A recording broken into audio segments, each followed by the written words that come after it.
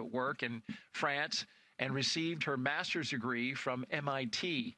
Sophie joined the French Air Force in 2005, where she trained to become a helicopter pilot. That's something that's near and dear to your heart as a fellow helicopter pilot yourself.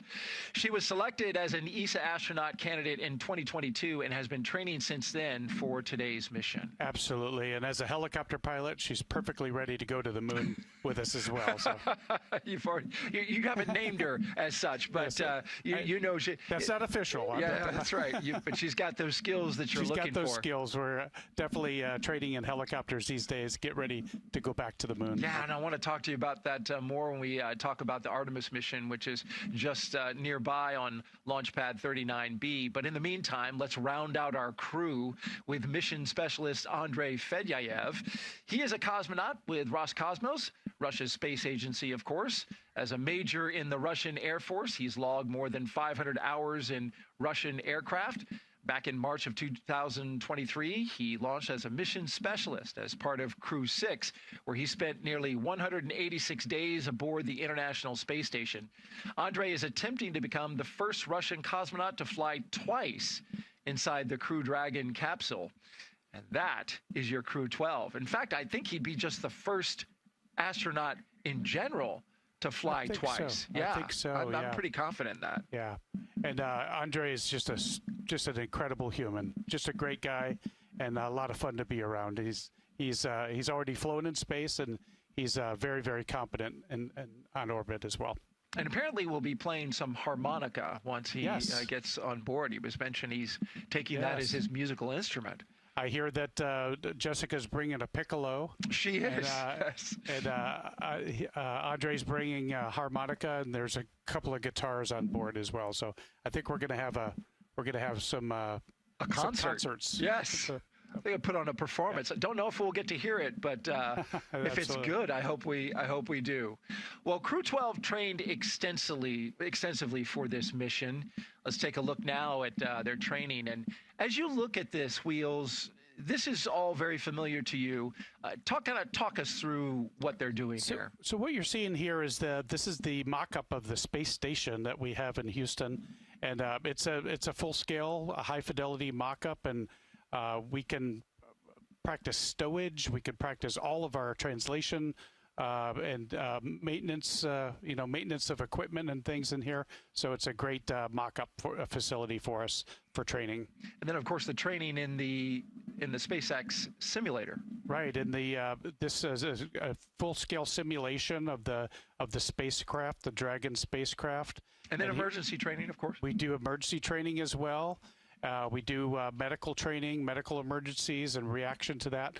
We also, you can see Jack suiting up to get in the water, go underneath the water. We train in the neutral buoyancy lab in Houston. This is where we practice our spacewalks. We're in the water, and we can pull ourselves to neutral buoyancy as we work on the outside of the space station mock-up that's underwater. You spend a lot of time in that pool, right? Absolutely. Preparing for your own EVAs. Absolutely. We also do water survival. As you know, the SpaceX Dragon capsule splashes down in the water at the end of the mission. Right. And as we approach the liftoff of Crew-12, normally when a new crew arrives at the International Space Station, there's a brief overlap, a direct handover between the outgoing crew and the incoming one, which includes a formal change of command ceremony on orbit. But this time it's going to be a little different. That ceremony already took place just before Crew-11's earlier return due to a medical issue involving one of its crew members. So Crew-11 had to come down just a little early. They safely splashed down in the Pacific Ocean off the coast of San Diego on January 15th, clearing the way for Crew-12's arrival today. Absolutely. And we were able to do some of that handover in Houston before the crew came into quarantine. So a lot of that has been accomplished already, and we're getting ready to do a handover with Chris Williams once they get to space. Absolutely. And as Crew-12 gets ready to launch, here's a pre-launch tradition that we would like to share with you, the signing around the mission patch inside the operations and checkout building. Of course, this is inside crew quarters where the astronauts are there, and there they got their patch front and center, but they get to put one on the side and then sign it. That's awesome. Yeah. This is a tradition that we do, and it's just a fun way to leave our mark. And their mark is left indeed as they just passed by this area. It's in the hallway there at astronaut crew quarters, the elevator just to the side. They passed that area just a couple hours ago or so, and now we see them live inside the spacecraft. So we introduced you to each of the crew members, talked a little bit about them, but now we want to hear directly from them. So let's hear now, starting with the commander of Crew-12, Jessica Meir.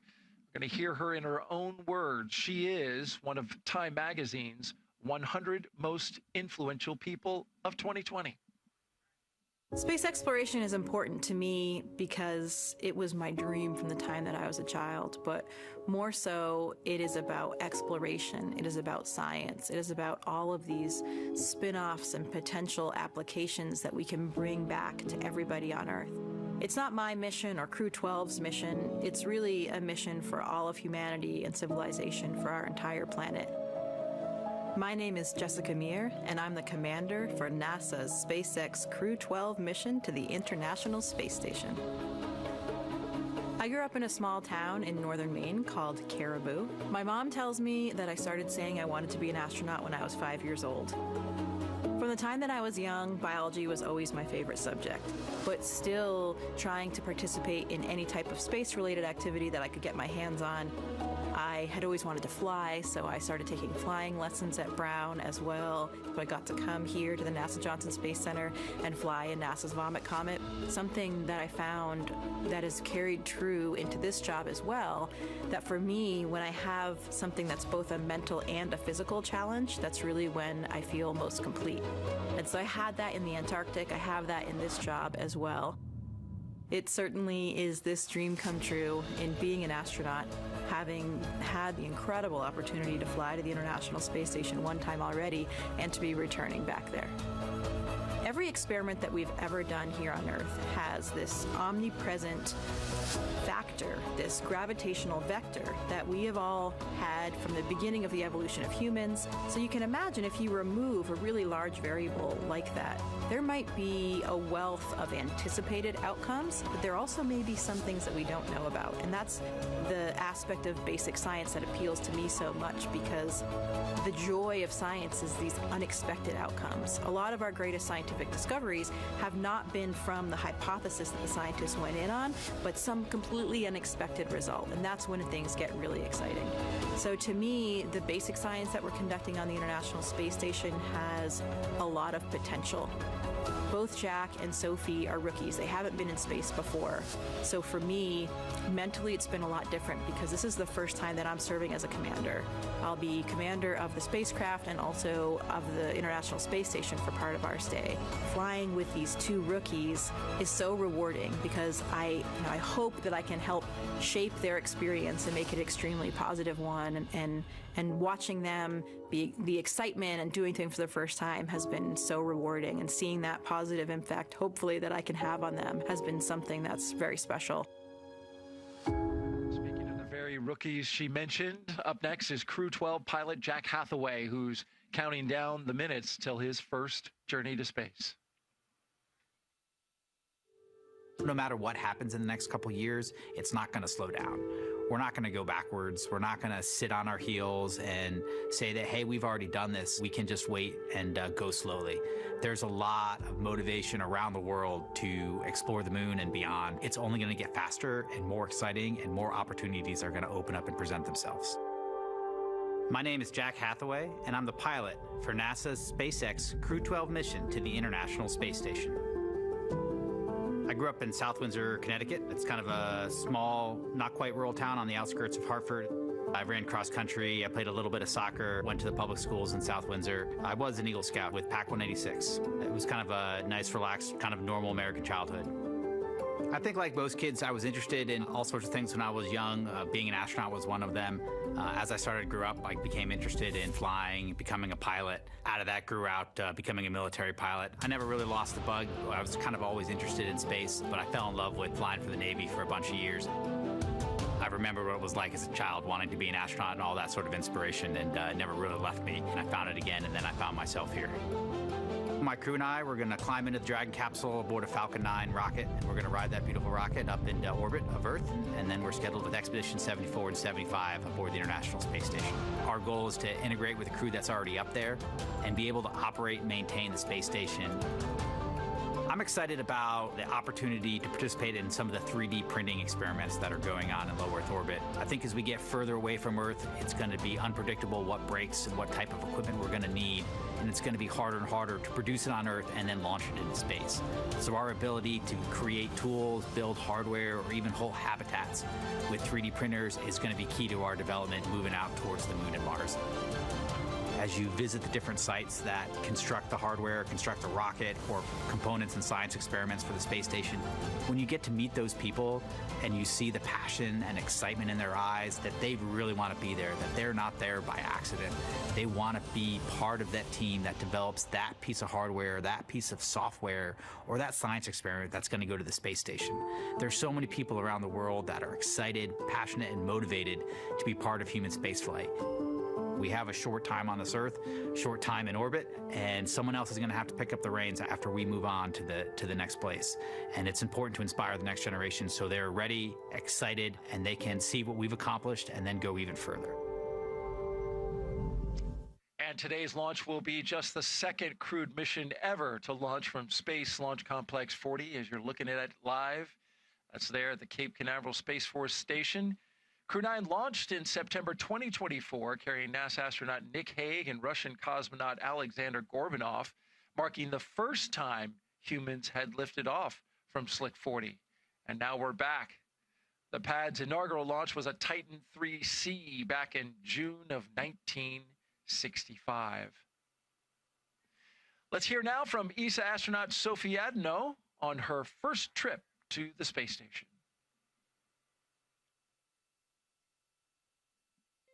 For space exploration, I really love the sense of wonder. Every step we take forward enables us to push our limits. My name is Sophie Adenot, and I'm a mission specialist for NASA SpaceX Crew-12 mission to the International Space Station. I was born in the countryside in the middle of France, in Burgundy, and out there was not a ton of technology, but there were beautiful skies and beautiful stars. So during my childhood, I spent many hours stargazing. I just read a lot about spaceflight, but to be honest, I had no idea how I could make this dream come true. And then when I was 14 years old, I read an article about the launch of Claudie Adenot. She was the first French woman astronaut. It was a mind-blowing moment for me because then from that day on, I thought she made this dream come true, so why not me? The path was long and challenging, but I wouldn't remove any of the challenges on the way, and I loved this whole path to becoming an astronaut. Training is so varied. We've been diving into simulations, robotic operations, safety drills, emergency rehearsal of all of the actions in case of a fire. We've learned to pull a tooth out. We have learned together to respond to a rapid depress on board the space station. My crewmates and I, we just don't train together, we become a crew together. The most important thing we've built is trust. We've been challenged together, we've traveled together, we've shared meals together. All of this enables to understand how the others work, the timings, the humor, and everything that makes people happy on board. And it really what matters when it's about being in close quarters, 250 miles above the Earth. T-minus 1 hour and 33 minutes and counting as we look down at Launch Complex 40. Finally, Roscosmos cosmonaut Andrey Fedyaev sharing his thoughts as he prepares for his second flight aboard Dragon to the International Space Station after making his first space flight Dragon, on Crew SpaceX, 6. for your awareness, Now closeout team has departed the crew arm. Now heading back as a member of Crew-12 almost 3 years later. Dragon copy. Решение воссоздано именно в 10-м, в 11 классе, когда я принял решение, что хочу стать космонавтом, и поступал в летное училище. Меня зовут Андрей Федяев, я специалист полета Crew-12 на Международную космическую станцию.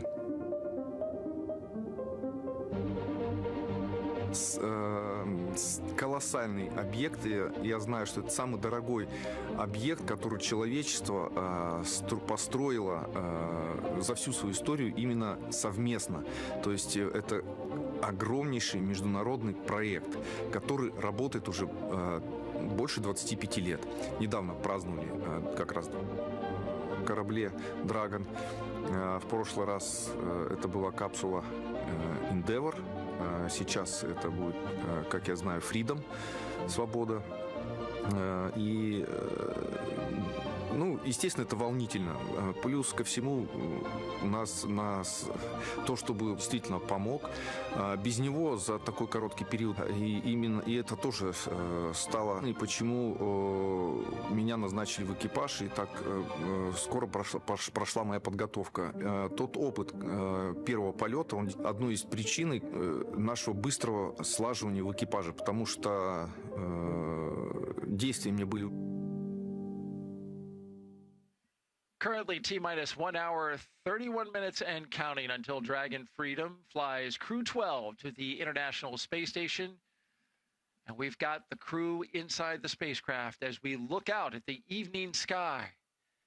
It's early here in Florida, 3:44 a.m. Eastern Time. And there inside the capsule, inside the spacecraft, Commander Jessica Meir. She's the second from the right. We have pilot Jack Hathaway. He is the third from the right. And we've got ESA astronaut and mission specialist Sophie Adenot. She's at the far right. And then all the way to the far left, Roscosmos cosmonaut and mission specialist Andrey Fedyaev. All right, coming up around 1 hour and 30 minutes, we will check the launch escape system. It basically doing a health check on this system. And so Wheels, this is something you experienced inside Space Shuttle, inside Soyuz. There's a moment where you want to make sure that whatever system you're going to be using, it was very different on Shuttle from Soyuz, is good to go. Absolutely. There a possibility we could do a pad abort. We want to be ready for that. The crew is trained for that, and we have the option to exercise that system if needed. So we'll do a checkout of the automated system, and then we'll hand over to the crew later in the flow when they activate the system from on board as well. So it's a very choreographed sequence, and they're following those pad checkouts here in the moments to come. We've got just a few seconds before that kicks off. Let's stand by.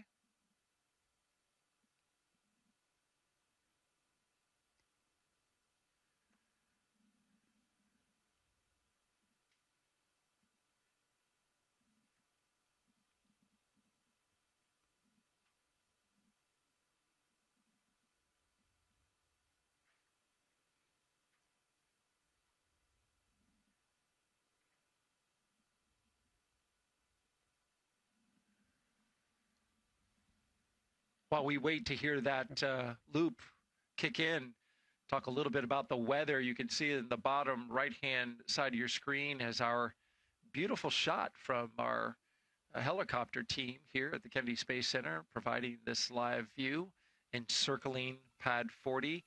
Beautiful weather outside, especially for launch. We are now, according to Launch Weather Officer Brian Sizik, who's working this launch, we are now 95% go. That's up from 90. I'll take those odds. Those are great ones. A nice overnight launch. There was a weather discussion, about a front that just recently came through. We do have a few showers off in the Atlantic, but they're 50 to 60 miles away. The only very mild concern would be a possibility of a cumulus cloud rule or flight through precipitation violation. But now that it's down to a 5% chance, I mean, that just, as you said, bodes extremely well for our launch today. Those are great odds. And so I think we're going to see a beautiful nighttime launch, and it's going to light up the night, and we're very excited about our crew getting ready to go. That's right, T0, 5:15 and 55 seconds a.m. Eastern Time. And what a beautiful launch it will be. We've got questions coming in already. Folks up at this hour, but we've got people all around the world, and it different time zones. It could be, one of those good hours. So let's go ahead and take a few questions now and see what's on folks' mind as they probe the mind of wheels. Leroy Jones asks, what is the first thing astronauts like to do when they get released from quarantine? When they get released from quarantine? I don't suppose they're released from quarantine until they come back from space. So that's true. That's true. So when they get out of quarantine, they're heading to their rocket. But coming back from space, it takes a few days of testing once you get back on the ground, and then you're released to see your families. Now, there's certain things they don't want us to do. They don't want us to drive for 45 to 60 days because of just sort of motion parallax and things, some other things that could be confusing to your brain once you get on the ground. So, and they're very reticent to let us run outside as well because your balance system is a little bit topsy-turvy when you first get back to Earth. It's like a toddler. I told my son, don't run, don't run. Is that something you have to tell yourself? True. Like, That's don't true. run. That's very true. And actually, when you get to space too, there are very basic things you have to sort of relearn in zero-G or micro-G. You have to learn how to brush your teeth, how to drink water, how to eat food, how to go to the bathroom. All these things you sort of have to relearn once you get to space. Maybe you don't feel like running either, right? I mean, you're aware of what you're capable of doing? Yes, absolutely. And there are some, obviously some muscle atrophy and some bone loss and things like that we experience on long duration flight. And so those things can play havoc on us in rehabilitation as well. All right, great question. Thank you for that, and keep them coming. Just use the hashtag AskNASA on YouTube and X, and we may feature your question live. Let's talk ISS research now. Crew-12 is headed to the International Space Station where they will be doing their research. And here's a closer look now at how some of the great science work is happening up there in low Earth orbit to improve life for us here on Earth. The International Space Station isn't just a symbol. It's a powerhouse of cutting-edge science, constantly revealing secrets that defy Earth's limitations and drive us farther into the cosmos. Our mission is research and science. We have experiments mounted on the outside of the station that are looking at Earth. We study our own bodies and how they react to space, to weightlessness, to radiation, and that helps not only us go on further in future missions, but also helps for medical research back home. And then we study lots of different things as well, like materials, combustion, all sorts of things that help us understand life back on Earth. Yeah! Microgravity doesn't play by the rules. It flips them upside down, transforming how liquids flow, how flames burn, and unraveling biological mysteries before our eyes. I saw some heart tissues beating in space, and it was incredible. So Tom, we see that top one beating. Looks like happy heart cells. But we're not just along for the ride. We're explorers, diving headfirst into the challenge and harnessing the power of this unparalleled platform, just as we have been for decades. We're on a relentless quest for answers, seeking to understand the intricate workings of the human body in space and ensuring future crews stay safe on their daring journeys beyond Earth's orbit. The human aspect of human space exploration is always going to be very important for decades to come. And when it comes to technology, we're not waiting around. We're discovering new ways to grow crops in harsh environments and engineering innovations to tackle Earth's greatest challenges. We have amazing technology that allows us to recycle water and create water for us to drink. It's delicious. Microgravity isn't just a curiosity. It's a game changer in the fight against diseases back on Earth, paving the way for breakthroughs that benefit us all and enabling new economic opportunities in space. Welcome, Axiom 3 on board the International Space Station. From our vantage point more than 200 miles above Earth, we are not just spectators. We're gaining unprecedented insights into the world we call home, and we're sharing our findings openly. We're not just achieving results today, we're sparking inspiration in future generations of explorers and embracing the power of global collaboration as we reach for the stars. What was your favorite experiment on the International Space Station? Toby, great question. My favorite experiment was the one that I got to eat. It was us growing hatch chili peppers in our plant habitat. Station Huntsville on 2, we have video in Node 1. Look at those chili peppers. And as we soar through space at 17,500 miles per hour, each moment is a step closer to unlocking the mysteries of our Earth, our universe, and propelling our pioneering spirit even farther into space. So come along for the ride aboard the International Space Station.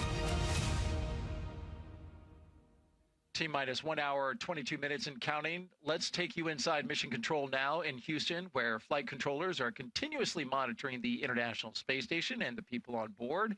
NASA's Anna Schneider is there live in Houston at Johnson Space Center. Anna, good early morning to you.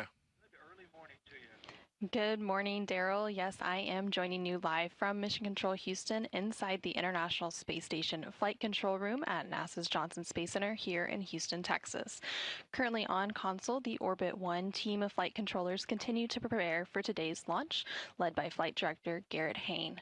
Today, we will be launching the 12th rotational crew mission to the International Space Station under the agency's Commercial Crew Program. Following Crew-12's arrival to the space station, targeted for Saturday at 2:15 p.m. Central, 3:15 p.m. Eastern, the space station will have a total of 7 crew members representing 3 different space agencies, including NASA, the European Space Agency, and Roscosmos. After tomorrow's docking and hatch opening, Crew-12 will join Expedition 74, including NASA astronaut Chris Williams and Roscosmos cosmonauts Sergei Kuzviershkov and Sergei Mikhaev. This trio arrived at the space station aboard the Soyuz MS-28 spacecraft in November, and once on board, Crew-12 will complete a safety briefing and orientation before jumping right in to continue the science and technology demonstrations taking place in the orbiting lab's unique microgravity environment. Expedition 74 began in December following the departure of the Soyuz MS-27 spacecraft and will continue into July of this year.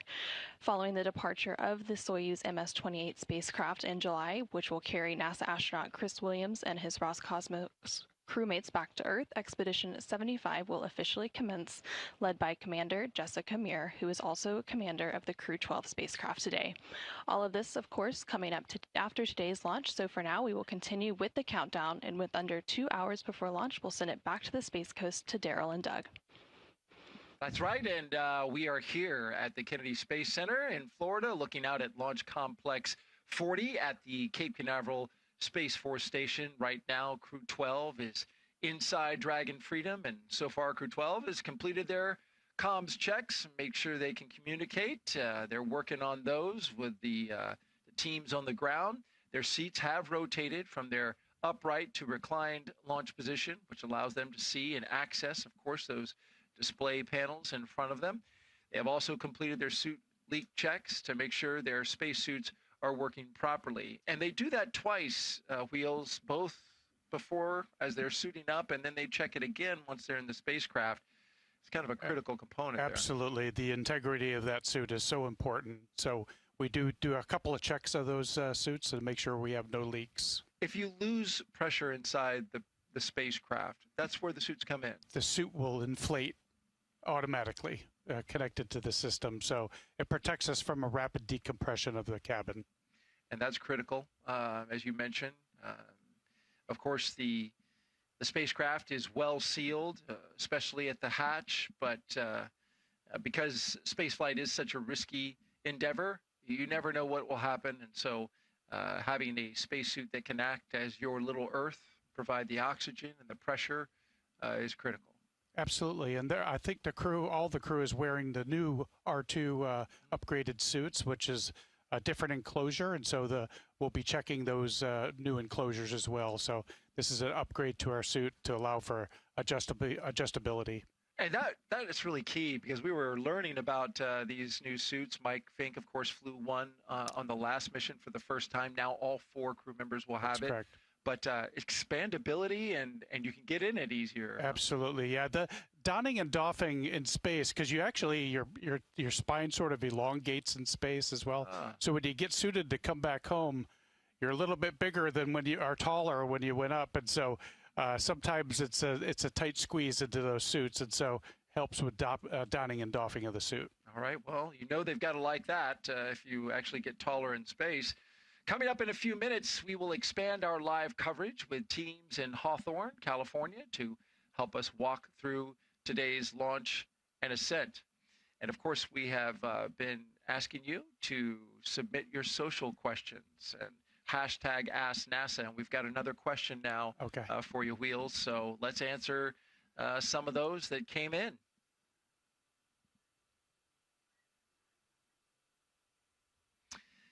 Josh Ree asks, what would the astronauts do the last couple of hours before launch? Well, we're in the last couple of hours. Absolutely. They're actually in their spacecraft about 2.5 hours before they launch. And they're sitting sort of on their backs with their feet up. And you might try this at home. You could lay on the floor next to a chair or the sofa and put your legs up on the chair and sit like that for 2 hours, 2.5 hours. And so that's that's sort of the position they're in right now. And so it can be get a little uncomfortable. And so, but you can move around just a little bit to kind of, now other spacecraft that I flew with the Soyuz, and it was kind of a tight squeeze for me. And so your knees are up closer to your chest in that one. So, and the space shuttle was very similar to the SpaceX Dragon capsule as well. And there's only a certain amount of time that any individual, an astronaut included, who's in excellent physical shape, can stay on their back. It's not an issue with the spacecraft loading, because they load their propellant with the astronauts in there. So that's shorter true. time. That's true. Yeah, that's right. Now it is important. We got to integrate the crew to the spacecraft as well. So, and those things take time, and they come in sequence as well, to include the suit leak checks and things like that. So. Well, before they got on board the spacecraft, as you see them here, one of the first things that Crew-12 did was design their mission patch. Take a look at this. The enchanted forest that you see kind of encircling in the middle there, that reflects the crew's shared love of 4 bright stars. I'm sorry, the shared love of nature, their shared love of nature, and their optimism for the future. Then you also see 4 bright stars throughout the patch there. Those light the night sky, one for each crew member, with the smaller stars nearby around them representing the children who inspire them.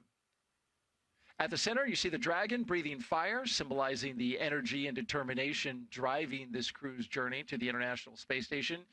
And along the curve of the Earth below, you see the flags of the crew's home nations that remind us that this mission is built on strong global partnerships. And of course, they have the support that carried them, with the Roman numeral 12 at the bottom. That's a nice patch. I love it. The symbology is incredible. And actually, as Jack and I think it was Andrey and Sophie had mentioned, they came from small towns. And so they were, nature was their playground. So the dark skies and the beautiful stars at night, that allowed them to dream about things that could be. It's great to see that inspiration and that passion molded into the patch. And, you know, they all seem to have a little bit of artistic flair to them with the musical instruments and whatnot. So it is a beautiful thing to see. As they are settled into their seats there, every crew member, we talked about this earlier, who goes up into orbit takes some reminders of home with them. Here's what Crew-12 is taking up. Jessica Meir is bringing her piccolo, as you mentioned. That should be interesting. She teased that maybe we might get to hear that in some form or fashion, so we'll have to stay tuned for that. Of course, she's also bringing different mementos from different institutions, organizations, universities. She's bringing a small stuffed rabbit that belongs to her 3-year-old daughter. There are actually two of them. One will stay on Earth with her daughter, and then the other one will go up into space, and they will share photos back and forth during the mission with that rapid, and that's precious. Jack Hathaway is bringing something that he's flown as a personal gift that he's going to give back when he gets back on Earth. Sophie Adenot is bringing the mission patch of Claudie Hagnier, the first French woman astronaut who flew to space on August 17, 1996, aboard the Soyuz TM-24 mission. Hagnier inspired Adenot and so many people in France to do what she wanted to do in order to honor her. And so that, of course, inspiring her as an astronaut. And then Andrey Fedyaev is bringing a small thing, like some gifts that he's going to take up into space, then bring back and give them to friends. Absolutely. And you'll see the crew will reveal their zero-G indicator as well once they get to space. And so we'll leave that for the crew to tell us all about that when they release that zero-G indicator. Looking forward to that. Every single crew since going all the way back to the very first Demo 2 mission in 2020 brought a zero-G gravity indicator. So yes, we will await to see what this crew has in store for us.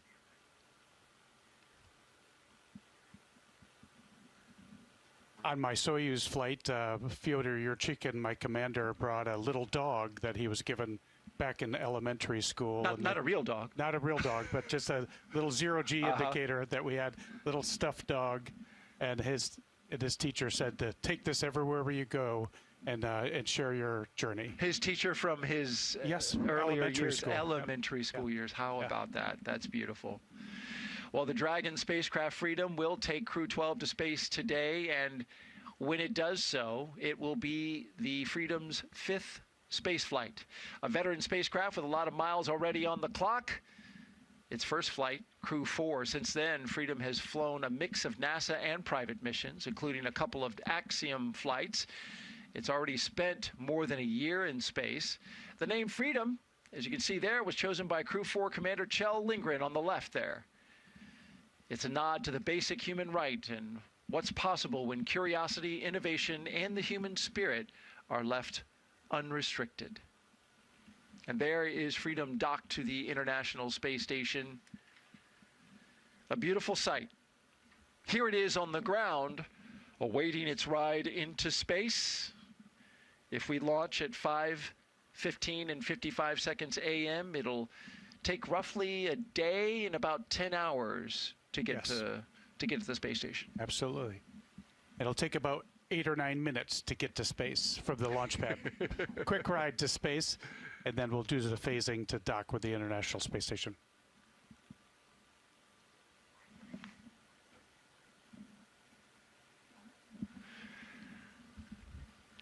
And welcome to those of you joining us for our live coverage of NASA and SpaceX's Crew-12 mission to the International Space Station. We are now inside the final hour, or roughly, we're getting close to the final hour before liftoff, currently at T-minus 1 hour and 10 minutes, as we move into this critical phase of the countdown. In a moment, we will be joined by our colleagues at SpaceX.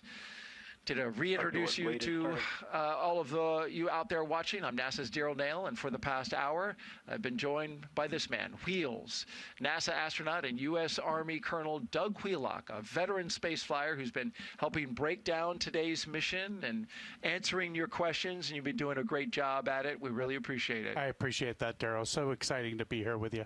Sharing your knowledge and your information and your experience has been a tremendous value to this broadcast.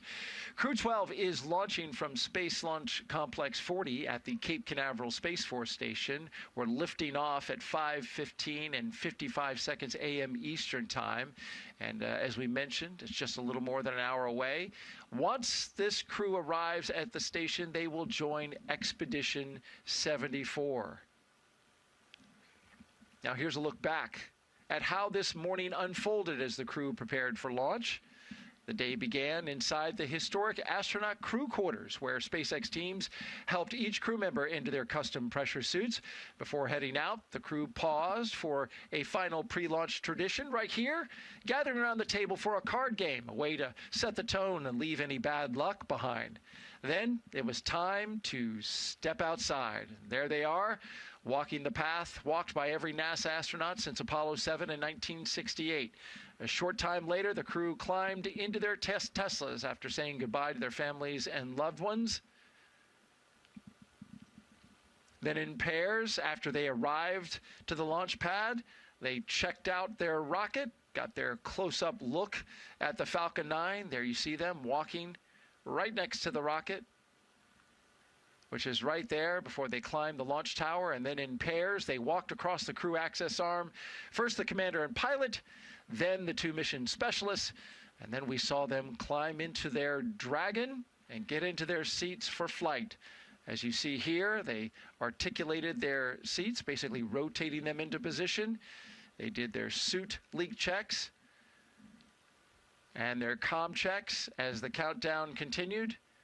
And now we are back live, watching them live, both on the pad and inside the spacecraft, strapped inside Dragon Freedom, waiting on the next major milestone on the road to liftoff. It's been a good journey, and we've been tracking it the whole way. Wheels? Absolutely, yep. And now things are going to start to pick up once we get inside of an hour. You'll hear some things on the loops that will be sequence tests that go on as we get ready for launch as well. And with that hatch closed, I imagine there's a very specific type of quiet inside that capsule, inside the spacecraft. There's a little bit of nervousness that goes on. I'm sure that Jack will provide some dad jokes to sort of lighten the atmosphere a little bit. But yeah, it's game time. So it's the crew is getting into the zone. They're probably talking about maybe reviewing in their mind their initial steps, and so they're ready to go. All right, speaking of ready to go, at this time we're expanding our coverage to include our partners at SpaceX. So let's welcome in our team joining us live from Hawthorne, California. Good morning. Or in your case, good evening. Are you still on yesterday? Yeah, I think so. Well, no, it looks like you're with us. You're today. It's good morning. Thanks, Daryl. I'm Jessie Anderson, a senior production and engineering manager here at SpaceX. And I'm Sandra Jones with NASA Communications. We are excited to be joining you once again from Hawthorne. It is always a pleasure to be here, especially today as we count down to liftoff of Crew-12 just over an hour from now. As the name suggests, Crew-12 is our 12th operational mission with SpaceX, flying astronauts for long-duration missions to the International Space Station, and the 13th as a part of NASA's Commercial Crew Program with SpaceX. Today's crew will fly aboard Dragon Freedom, which first supported NASA's Crew-4 mission in 2022, and since then has flown several missions, including Axiom missions 2 and 3 and NASA's Crew-9. Crew-12 will be Dragon's 17th visit to the space station with crew on board and its 20th human spaceflight mission overall. So let's meet today's crew. In the commander seat is NASA astronaut Jessica Meir, who spent a total of 205 days in space on her first spaceflight back in 2019 and was part of the first all-female spacewalks. She holds a biology degree from Brown University. Next to Meir is pilot Jack Hathaway, making his very first flight to space. The Connecticut native earned bachelor's degrees in physics and history from the U.S. Naval Academy, and he has more than 2,500 flight hours in 30 types of aircraft and has flown 39 combat missions during several military operations. Serving as a mission specialist is Sophie Adenot, representing the European Space Agency, or ESA. The French native studied engineering and specialized in spacecraft and aircraft flight dynamics during undergraduate work in France and received her master's degree from MIT. This will also be her first trip to space. And rounding out this crew is Roscosmos cosmonaut and mission specialist Andrey Fedyaev. As a major in the Russian Air Force, he's logged more than 500 hours in Russian aircraft. Back in 2023, he launched as a mission specialist as part of Crew-6, where he spent nearly 186 days aboard the International Space Station. Once on board the International Space Station, Crew-12 will become members of Expedition 74 and add to the milestone of over 25 years of humans living and working aboard the International Space Station. Crew-12 will contribute to hundreds of experiments aimed at advancing research and technology for missions to the Moon and Mars and to benefit humanity back on Earth. This research includes using the unique microgravity environment of the space station to study pneumonia-causing bacteria and how they can lead to long-term damage in the heart. This research could lead to new methods to manage cardiovascular health and infectious diseases here on Earth. So we're looking forward to hearing more about the research that continues to take place on Space Station later in today's broadcast and how it helps NASA prepare to return to the Moon and go on to Mars. But for now, let's check in with another member here in Hawthorne, Kate Tice. Kate, how's it going? Hey, Sandra, thank you, and good morning to all of you watching. I'm Kate Tice, Senior Quality Systems Engineering Manager here at SpaceX, and I'm excited to be joining you again today from right outside Mission Control in Hawthorne, as you can see just over my shoulder. Now, as we continue to count down to launch, we'll walk you through what to watch for as the clock nears T0. It continues to be a smooth countdown, and we're looking good for an on-time liftoff at 5:15 a.m. Eastern Time from Space Launch Complex 40 in Florida. Coming up here at T-minus 45 minutes, we'll be listening for the team to report their readiness for propellant load with a final go, no-go poll. Now, here on the ground in Hawthorne, Mission Control is staffed around the clock to monitor Dragon and the mission all the way from launch to docking.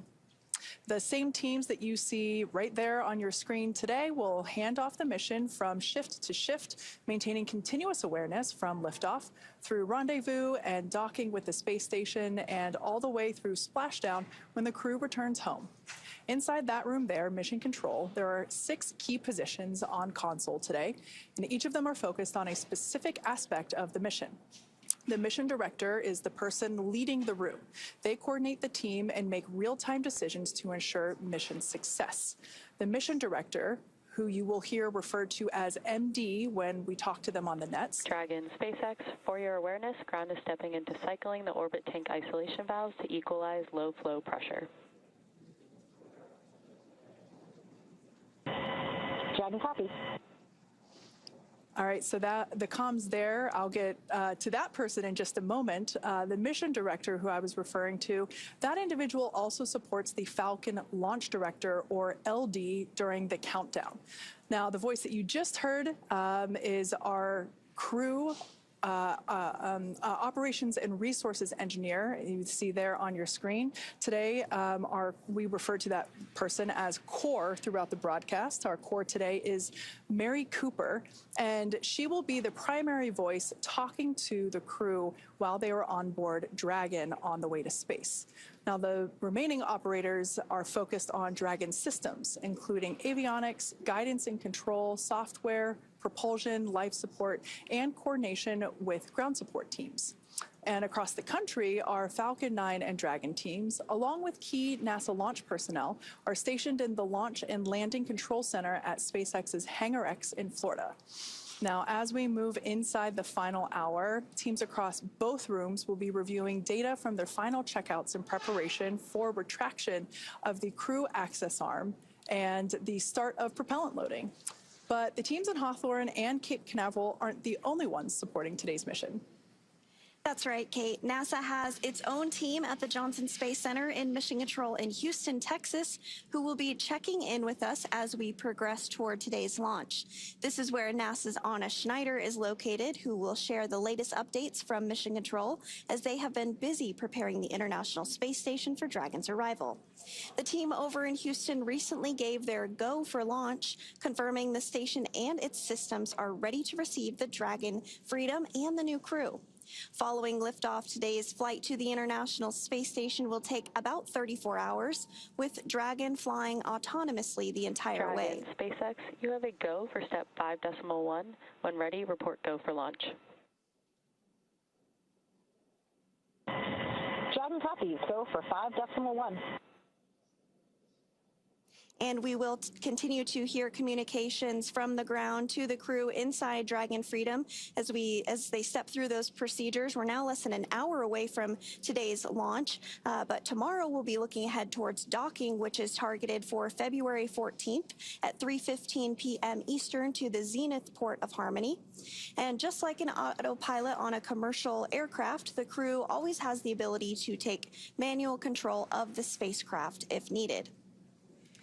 Right, we are at T-minus 58 minutes and 42 seconds and counting, and launching a rocket takes a considerable amount of teamwork. During launch, SpaceX is monitoring the health of the vehicles from here in Hawthorne and Kennedy, and our recovery team is supporting out at sea. NASA teams at Johnson Space Center in Texas are monitoring crew and mission rules. Once Dragon makes it to orbit, SpaceX and Johnson will work in tandem during Dragon's approach to station. Johnson then takes the lead for station operations. So let's check in with NASA's Anna Schneider at the Johnson Space Center to see how things are shaping up in Mission Control Houston. How's it going, Anna? Hey, thanks, Jesse, and welcome back to Mission Control Houston inside the International Space Station Flight Control Room at the Johnson Space Center here in Houston, Texas. We are, of course, here in the hub of human spaceflight for NASA. Currently on console is the Orbit 1 team of flight controllers being led by Flight Director Garrett Hayne, and this team of flight directors recently pulled a go for launch, which means the International Space Station is ready for Crew-12 to lift off and begin their journey to the orbiting laboratory. At the time of launch, the space station will be traveling 260 miles over the South Pacific east of New Zealand. Docking is targeted for tomorrow at 2:15 p.m. Central, 3:15 p.m. Eastern, and in the home stretch of the rendezvous tomorrow, NASA and SpaceX flight controllers will enter into integrated operations. During integrated operations, both flight control teams will conduct a series of go, no-go polls for Dragon Freedom as it closes in to docking to the zenith or space-facing port of the station's Harmony module. Rotational missions like Crew-12 help NASA to continue to maximize the important research and technology demonstrations made possible only in the International Space Station's unique microgravity environment. The International Space Station is critical for NASA as it prepares for future low Earth orbit destinations. Working alongside U.S. commercial partners, NASA is enabling the development of sustainable destinations that will maintain America's presence in low Earth orbit and continue to support groundbreaking research. The space station also helps us to better understand and overcome the challenges of long-duration spaceflight, which will be necessary for a long-term presence on the moon and crewed missions to deeper into the solar system, including Mars. That's all for me here in Mission Control Houston for now, and with that, we will hand it back to the Kennedy Space Center with Steve Seiseloff. Good morning, everyone. I am here with NASA Administrator Jared Isaacman.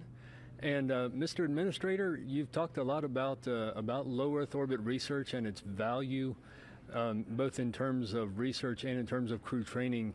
What do you see for the International Space Station during your term? Well, first of all, I mean, the International Space Station is such a success story already. I mean, you know, between the international cooperation it took to build it, you're looking at maybe one of the greatest engineering accomplishments, you know, in modern history. I mean, 25 years of continuous operation up there. I think the goal right now is to maximize the remaining life on it to the greatest extent possible. So, you know, as our astronauts prepare to go up and undertake the mission that Crew-12 is launching on right now, the idea is to get the highest potential science and research up there to unlock and ignite an orbital economy so that someday we have lots of you know, commercially operated space stations in low Earth orbit, and also to demonstrate a lot of the technology that we intend to use on lunar missions and a lunar base in the future. A great example would be it's a great testing ground for future lunar EVA suits to be able to exercise that on the space station. So we're going to make an awful lot of use of the station over its remaining life. We're going to keep our crews extremely busy up there. And also, we're preparing this morning to launch Crew-12 to low Earth orbit to the International Space Station, and then going to send another crew around the moon in just a few weeks. The space agencies don't typically do those kind of missions right on top of each other. What does that say about NASA? I'd say we're just getting started right now, but you're certainly seeing American space capabilities being showcased. We were able to bring Crew-11 home early while pulling forward Crew-12, which is obviously getting ready to launch in less than an hour right now, while we have crews out there testing for Artemis 2. We're doing a series of kind of mini wet dress rehearsal tests today. Make sure we give that vehicle the highest probability of success to get off the pad in early March. What a great problem to have! Multiple crew-rated vehicles out on the pad right now. I hope this becomes more commonplace to such an extent that maybe in the years ahead, having 2 vehicles ready to go to space with astronauts seems like an easy day. Excellent. Well, there you have it. Words from our new NASA Administrator, Jared Isaacman. And we're going to go back to Daryl Nail. All right. Thank you very much, Stephen and Administrator Isaacman. Great to hear from him as, we see this shot orbiting Launch Complex 40. This is something that our administrator was zipping around in his own F5 just recently with an employee, and we're going to have an interview with that employee coming up later in the broadcast. But in the meantime, here's a closer look at the mission and what Crew-12 will have to look forward to during their long-duration stay aboard the International Space Station.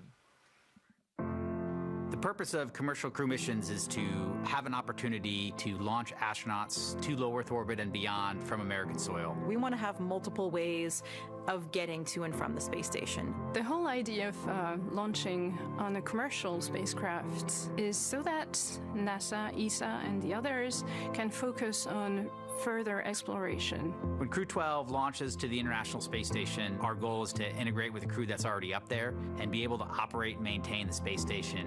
While we're there, we're going to do all sorts of upgrades to the space station. We're going to maintain current experiments, start new experiments. We do research on the International Space Station because it provides a very unique and novel environment that we cannot replicate here on Earth. Every experiment that we've ever done here on Earth has this omnipresent factor, this gravitational vector. So you can imagine if you remove a really large variable like that, there might be a wealth of anticipated outcomes, but there also may be some things that we don't know about. And that's the aspect of basic science that appeals to me so much, because the joy of science is these unexpected outcomes. The ultimate goal is to really understand how human body works in space and how to build technologies that are more sustainable and more reliable for future exploration. All of the results from this research that we have can now be applied to an even more challenging environment to understand more of what it's going to be like to live and work around the moon and hopefully soon on the surface of the moon. The same is true for Mars. International cooperation is so important because space is really challenging. I think one of the great parts of the International Space Station is that we do it all together as a human race, as humanity pushing forward out into the stars. It's like the ultimate potluck dinner. Everyone brings its signature dish, its own expertise, and then we're sharing and gathering, sharing resources, sharing knowledge, sharing scientific experiments. I think it's part of human nature that we use this exploration to make our lives better here at home and then also satisfy that natural human curiosity to see what's over that next hill. If we didn't have this within us, this inherent capacity to look around the corner, to go further, we never would have even uncovered all of the continents or oceans on this planet. It pushes us to imagine more, to find solutions. It is about exploration. It is about science. It is about all of these spin-offs and potential applications that we can bring back to everybody on Earth. Pushing the boundaries is kind of natural for me, and natural, I think, for a lot of people to want to see where we can go next and what is the next thing that we can develop.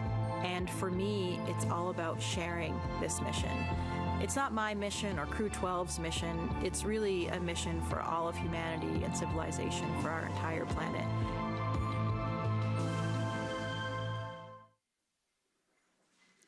Falcon 9 is the first orbital-class rocket capable of reflight. Together, Falcon 9 and Falcon Heavy have completed more than 600 launches. And we can't have reflights without landings. Today's mission will actually be our first landing at Landing Zone 40 in Cape Canaveral, which is our newest recovery site. Now, while today's booster is on its second trip to space after most recently supporting a SpaceX Starlink mission, we're working towards qualifying our fleet of Falcon boosters and fairings to support 40 missions each. Reusability allows SpaceX to refly the most expensive parts of the rocket, which in turn drives down the cost of space access. Our current Falcon 9 flight leader has flown 32 flights, and across the fleet, we've completed more than 500 reflights. Another innovation SpaceX has been working on is the intravehicular spacesuits, or IVA suits, that astronauts wear during Dragon missions. The new IVA suit debuted during the Crew-12 mission last year, worn by NASA astronaut Mike Fink. The design incorporates changes developed for the Polaris Dawn mission's extravehicular activity, or EVA suit, and will ultimately help us scale suit production and aid our ability to manufacture IVA suits in the numbers needed to make life multiplanetary. And for today's mission, all astronauts on board are wearing the new IVA suit. And the Crew-12 astronauts are staying comfortable in their spacesuits right now as they prepare for liftoff, now in 48 minutes from now. They'll remain suited up through the launch portion of today and during dynamic events, but once on orbit, they will be able to get out of their spacesuits and get comfortable for the remainder of the ride uphill before getting suited back up shortly before docking to the International Space Station for their science and research mission as a key stepping stone to NASA's Moon to Mars efforts. SpaceX shares NASA's goal of returning to the moon, approaching the mission with the same determination that returned human spaceflight capability to America under NASA's Commercial Crew program, and building a self-growing city on the moon in the next 10 years. To unlock that future, SpaceX's HLS team has completed dozens of milestones tied to developing systems, infrastructure, and operations needed to safely land astronauts on the moon. While many of SpaceX's remaining HLS milestones are tied to flight tests, such as ship-to-ship propellant transfer demonstration, SpaceX is fabricating a flight-capable Starship HLS cabin that will demonstrate high design maturity for the system supporting humans on the moon and provide a highly realistic training experience for future astronauts. With NASA's Artemis campaign, we are exploring the moon for scientific discovery, technology, advancement, and to learn how to live and work on another world as we prepare for sending humans to missions to Mars. The upcoming Artemis II mission will carry NASA astronauts Reed Wiseman, Victor Glover, Christina Cook, and CSA astronaut Jeremy Hansen on a 10-day test flight mission around the moon to prove out key systems on the Orion spacecraft ahead of a future lunar landing mission. By leveraging NASA's unique and historic experience in lunar exploration paired with the speed and innovation of industry, the HLS program is providing the key lunar landing capability for Artemis to achieve a long-term human presence in deep space.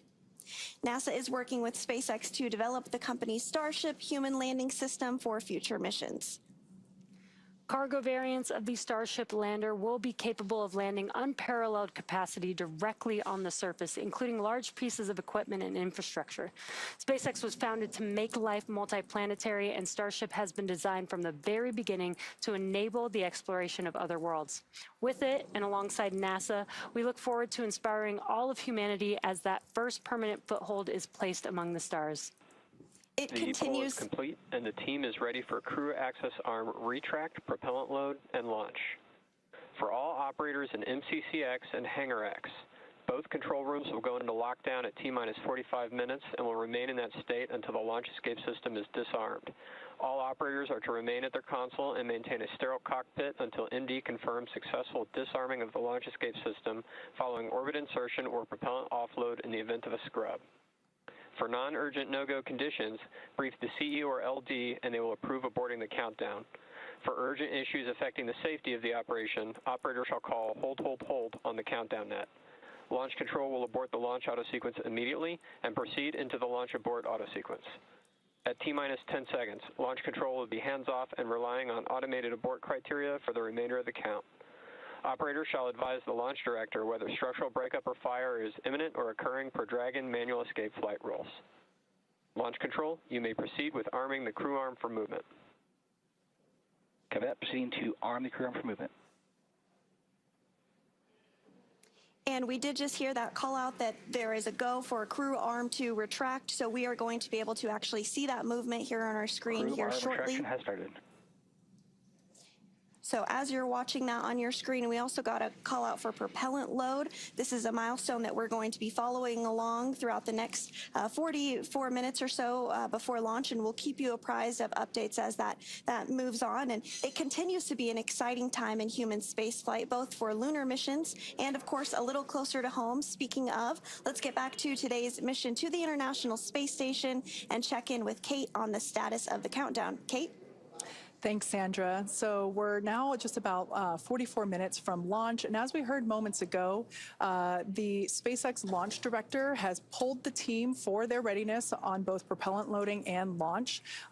This is basically the final roll call for the teams. Both the NASA teams checked in, the launch director, the mission director. Each team confirmed that they are healthy and ready to proceed. Now, that poll is performed electronically, so we didn't actually hear any call outs from each person, but it was all done electronically. Now, like we mentioned earlier, Falcon 9 and Dragon teams, along with key NASA launch personnel, are stationed at the Launch and Landing Control Center at SpaceX's Hangar X in Florida. The launch director also checked in with Crew arm retraction is complete. All right, good news there, letting us know that that crew access arm is now stowed into the launch position. That is one of the final physical changes that we'll see to the pad. Now, the launch director also checked in with the Dragon mission director, who we hear referred to as MD, as well as the NASA operations manager, to confirm alignment across SpaceX and NASA before moving forward. So, right now, the crew continues to be seated comfortably inside Dragon. That crew access arm has been stowed. Next up will be arming the launch escape system to prepare the spacecraft's emergency systems before departure. Once the launch director gives or what we saw before was the launch director giving the go-ahead for that crew access arm. And so up next will be that. SpaceX, you have a go for step 6.3, close visors and arm launch escape system. Dragon copies. We're ready to close visors and arm the launch escape system.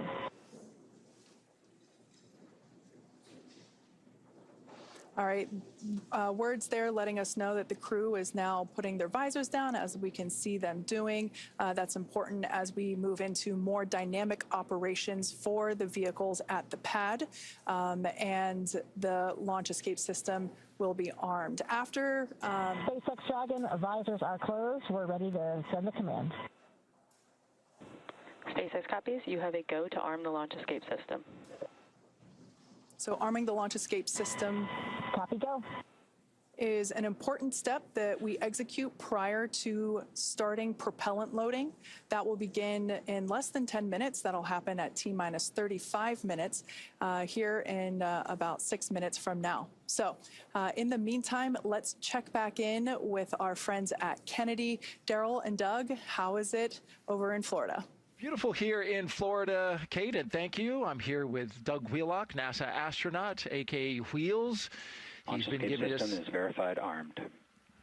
Giving us the commentary, and we just heard a call out following up on what Kate was saying, that the launch escape system is armed. This is a very dynamic time as we prepare to load propellants aboard Falcon 9. Absolutely. This is a critical time in the flow, of course, and we want to make sure that launch escape system is armed, so the crew has a way to swiftly get off the pad if need be.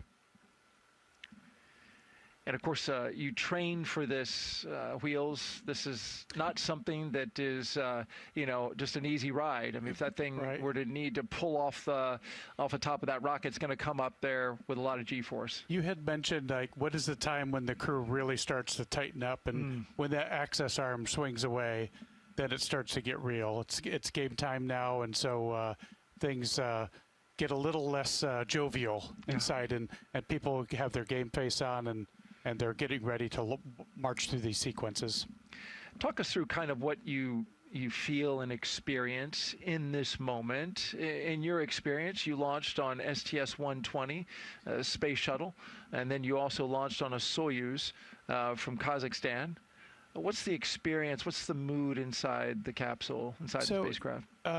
You could begin to see and hear and feel vibrations in the vehicle as valves open and close for tanking and things like that, gimbal checks and various pressurization of the Dracos on the side of the spacecraft as well. Right there, close to your head, right, you can hear those. So yeah, you could hear those things. You could feel vibration, and so you could feel sort of the spacecraft is coming to life. You know, the rocket is coming to life, and so it gets real pretty quick. Our next major milestone that we're awaiting is the loading of propellant, and this is happening at T-minus 35 minutes. This is standard for SpaceX. This is when they begin a automated sequence that will tank both the first stage and the second stage with propellants. They use RP1 as their main fuel, and of course liquid oxygen as the oxidizer. And once that starts kicking into gear, that sets forth that automated system that takes us all the way to T0. Yes, you'll be able to see these are highly chilled propellants that will go into the rocket, and so you'll begin to see clouds forming around the rocket as it fills with fuel and propellant and oxidizer. And you'll be able to kind of tell how full the rocket is getting as it kind of marches up the stack. And so then you'll eventually see venting as well, and that's perfectly normal. That's the Dragon and the rocket, Falcon 9 rocket coming to life. And we can already see some of the venting of from the liquid oxygen tanks that are on the ground there as the wind swirls around. We've got great weather for launch today, 95% go from our launch weather officer, Brian Cizik, who is handling the mission weather-wise for today. And you're also looking at what is the new home for commercial crew launches, Launch Complex 40 at the Cape Canaveral Space Force Station. This will be the designated place for all commercial crew launches to go from, unless there's something, the pad is needed for something else and there's a conflict. They could go back to pad 39A where commercial crews started. Tanks will be venting for the start of propellant load. Expect loud venting. There's some of the noises you were talking about, sure. And so they're saying, hey, you know, beware.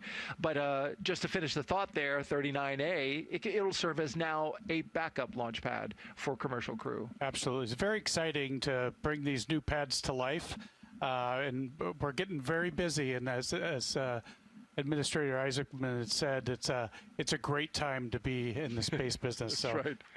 Really wonderful to be here on the Space Coast and see these pads coming to life. Crew-12 strapped inside Dragon Freedom, currently getting ready for its 5th flight, following Crew-4, Axiom 2 and 3, and Crew-9. It'll be riding on booster Falcon 9, of course, 1101-2, its 2nd flight.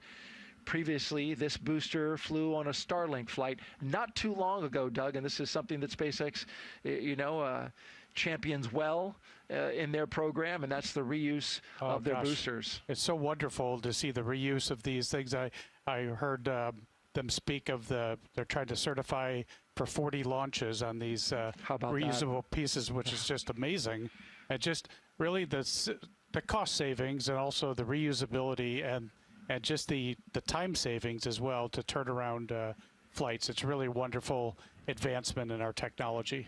And quick turnaround as well, as that mission was launched in January of this year. So just on the 4th of January, just a month and a half ago. That's a pretty quick turnaround. It's pretty fast. Absolutely. And we are counting down, it feels like pretty quickly, down to the kickoff of the propellant load, T-minus 35 minutes. We're just a few seconds away from listening in to this critical milestone on our countdown to liftoff at 5:15 and 55 seconds a.m. Eastern Time.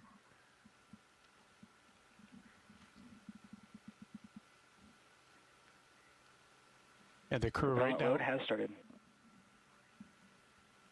You heard the propellant loaded and starting. The crew is reviewing their procedures probably in their mind, their steps. We go through boundaries on ascent, and so they're no doubt reviewing those things in their mind as well to prepare for what they should hear, what they should feel, and then their actions if they don't see or hear those things.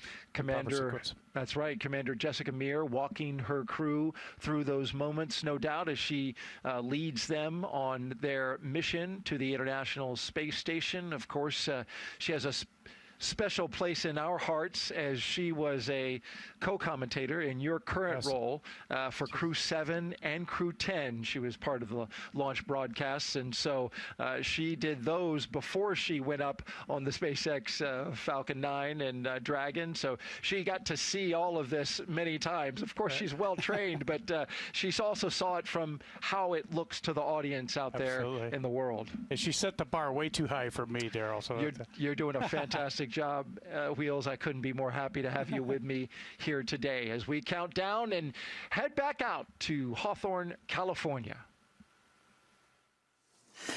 Thanks, Daryl. Now, as we heard the call out earlier, propellant loading of both RP1, that's that rocket grade kerosene, as well as super chilled liquid oxygen. Loading for those began at T-minus 35 minutes. Everything is looking good for both Falcon 9 and Dragon at the moment. Teams are working, no major issues. The range is green and weather is looking awesome. Our percent of violation of launch requirements for the weather, those are the rules that we have to follow in order to make sure that we're able to launch. We only have a 5% chance of violating those rules, so that's pretty good for Florida. Now, soon we'll hear the SpaceX launch director inform the crew when loading of cryogenic helium will begin. We'll first see that occur on stage 1 at T-minus 30 minutes, and then stage 2 will begin its cryogenic helium loading about 4 minutes later. Now, stage 2 RP loading should wrap up at T-minus 20 minutes and 30 seconds. And then as we approach T-minus 16 minutes and 30 seconds, we'll hear the call out that stage 2 liquid oxygen loading has begun. We do that as late as possible in the count to make sure that that liquid oxygen can stay as cold as possible. Now, by the time Falcon 9 is ready for liftoff, we will have loaded nearly 1 million pounds of propellant onto the vehicle. That's roughly the weight of a large commercial airliner at maximum takeoff weight. Today's mission has an instantaneous launch window, which means that there is 1 exact second when Falcon 9 must lift off to properly target the space station. That is different from many satellite missions where the launch window can last several minutes or hours and the spacecraft can adjust its orbit after launch. If a hold is called after this point, now that we've gotten into our propellant loading, we will have to scrub for today and target our next backup opportunity, which is most likely going to be Sunday around the same time. This is when the Earth's rotation will bring the launch site back into alignment with the station's orbit, while also having the correct weather rule following that we need.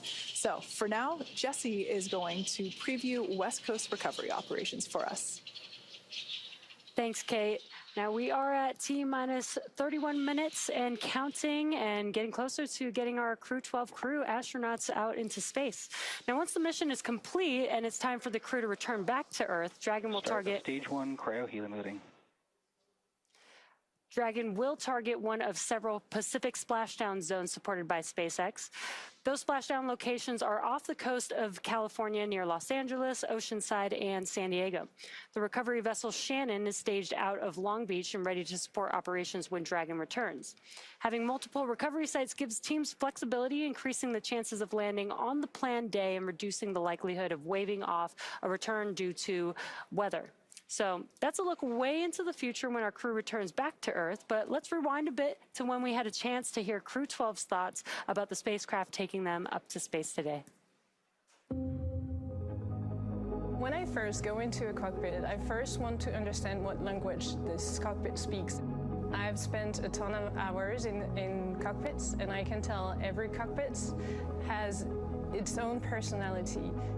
All aircraft and all spacecraft are fundamentally tools. We use them to accomplish a mission. We have a Boeing 737 or an Airbus 320 that takes us from point A to point B to see our families, right?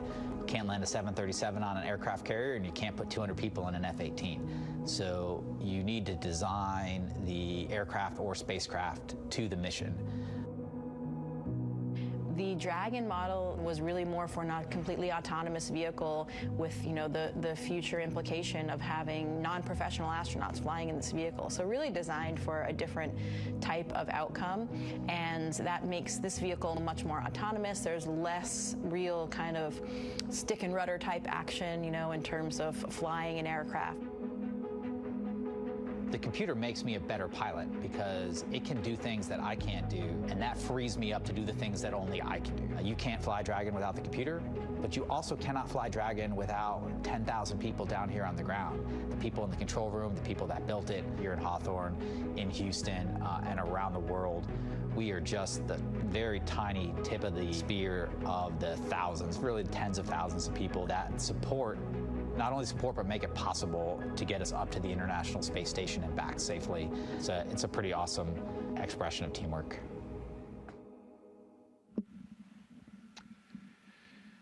Since Administrator Jared Isaacman took over at NASA, he's been giving special flights to employees who stand out in their area and are exceptional in many ways in his own F-5. And so now, joining us is one of those employees. He's with NASA's Steven Seislov, who is with the Ground and Missions Operation Manager Daniel Forrestal. Steven.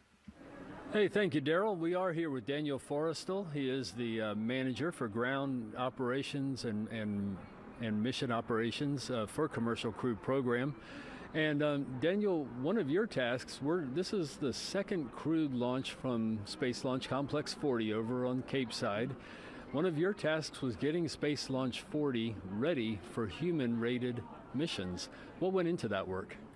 Yeah, that's right. So SpaceX has been launching rockets from 40 for years before we man-rated it. And so we had to do a lot of hardware upgrades. We had to add a crew access tower, a crew access arm. We had to make sure we had emergency egress systems in place for the crew.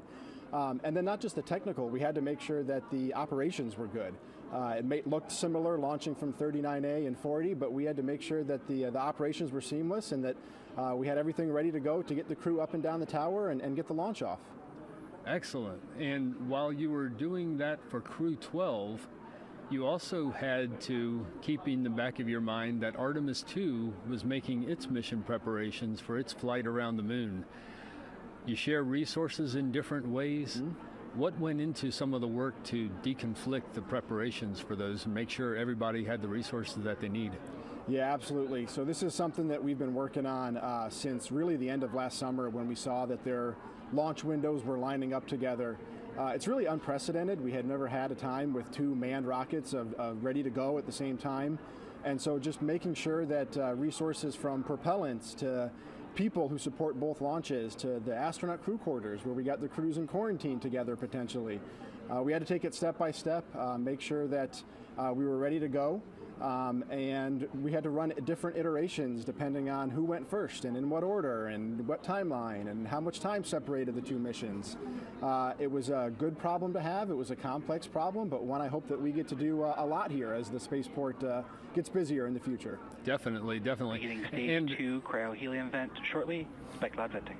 And as Daryl was suggesting, you were one of the first NASA employees to take a reward flight, a reward for the service that you've put in, the expertise that you provide, and you flew with Jared Isaacman, the NASA administrator, in his supersonic F-5s. What was that day like? I'd imagine you got a few jealous emails. Oh yeah, it was incredible. I've gotten lucky enough to do a lot of really cool things here at NASA. Flying in a fighter jet was never on my list, but man, seeing Kennedy Space Center from the air was just a magnificent sight. And then they took us out over the water and we did acrobatics, and it was like a souped up roller coaster out there.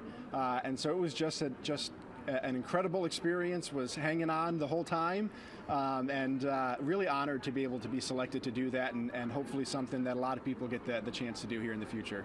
Excellent. Well, congratulations for that. We are going to head back to Daryl and the countdown for Crew-12.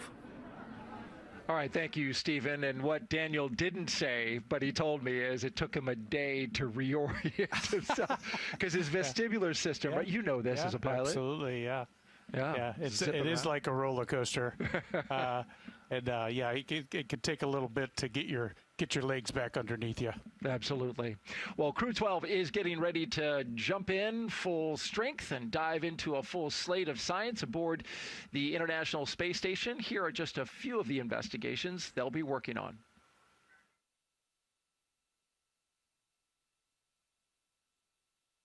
This is a compact system designed to produce intravenous saline from drinkable water.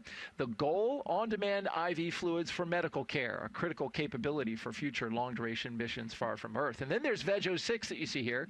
This research examines how spaceflight affects the relationship between plants and nitrogen-fixing microbes. What scientists learn here could help improve food production, not just in orbit, but also for future missions to the Moon and eventually Mars. And speaking of moon missions, over at nearby Launch Complex 39B, well, there it is. 4 astronauts are expected to lift off on NASA's Space Launch System rocket for a 10-day journey around the moon. Launch for Artemis 2 is currently scheduled for no earlier than March 6th. Launch window opens at 8:29 p.m. Eastern Time. Actually, we know this to be in early March. That date, of course, will depend on what happens with the latest wet dress.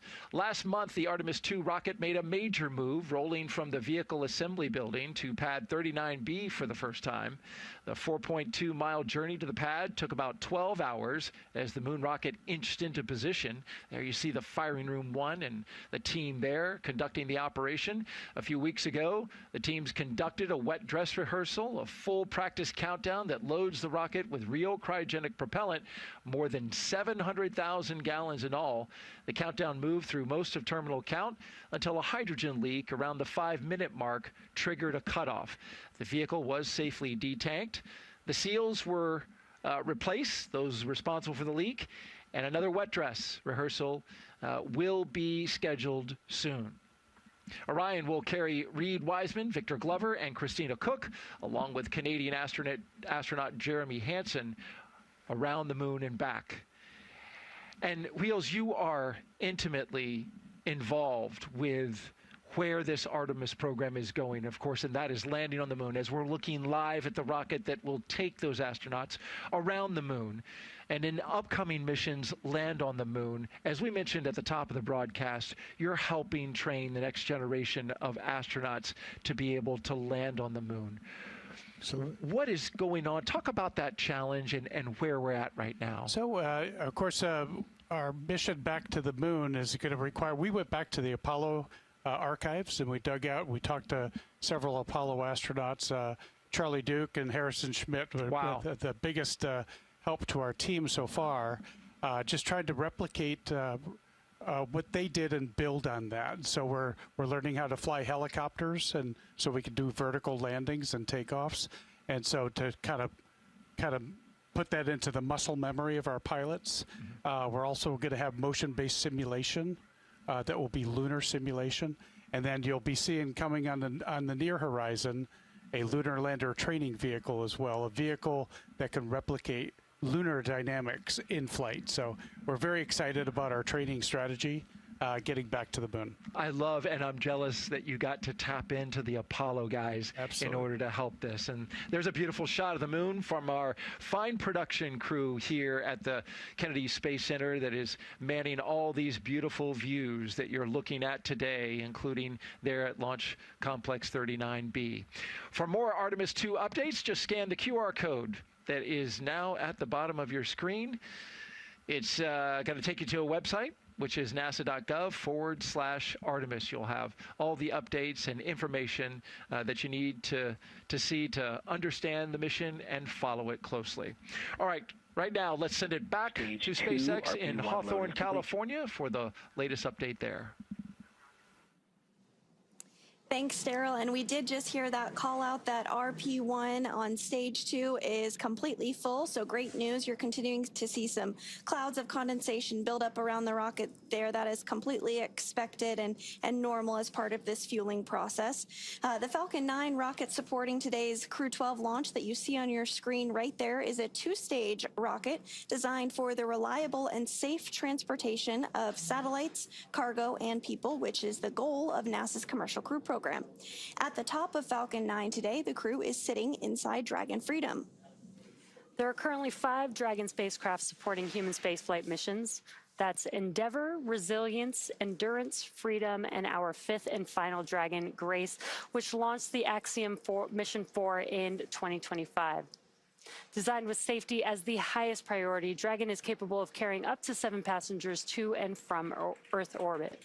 And Dragon has 16 Draco thrusters that can be used in space to help navigate the spacecraft to its destination, each providing 90 pounds of force. That doesn't include the 8 Super Draco thrusters used for an abort, which are no longer active once the crew is in orbit.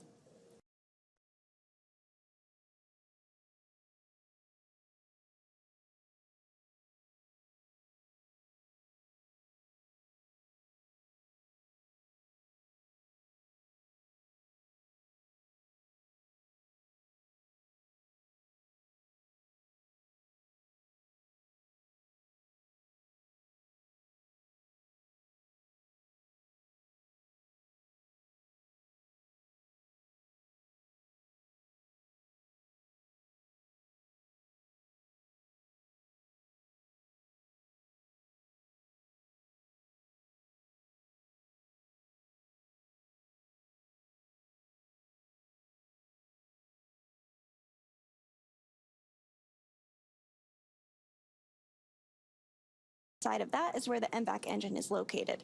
The inner stage connects the 2 stages and houses the center pusher that allows the first and second stage to separate during flight. Below that, we have the first stage, or booster, which when fully loaded holds about 1 million pounds of liquid oxygen and RP1. The first stage makes up the... SpaceX for update. Falcon 9, Dragon, and weather remain go. We're tracking no holds against launch today.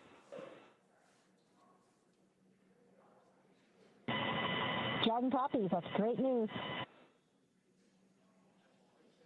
And you just heard it there, a call to the crew inside Dragon Freedom that everything continues to progress well and look good for launch today, now 17 minutes and 19 seconds away.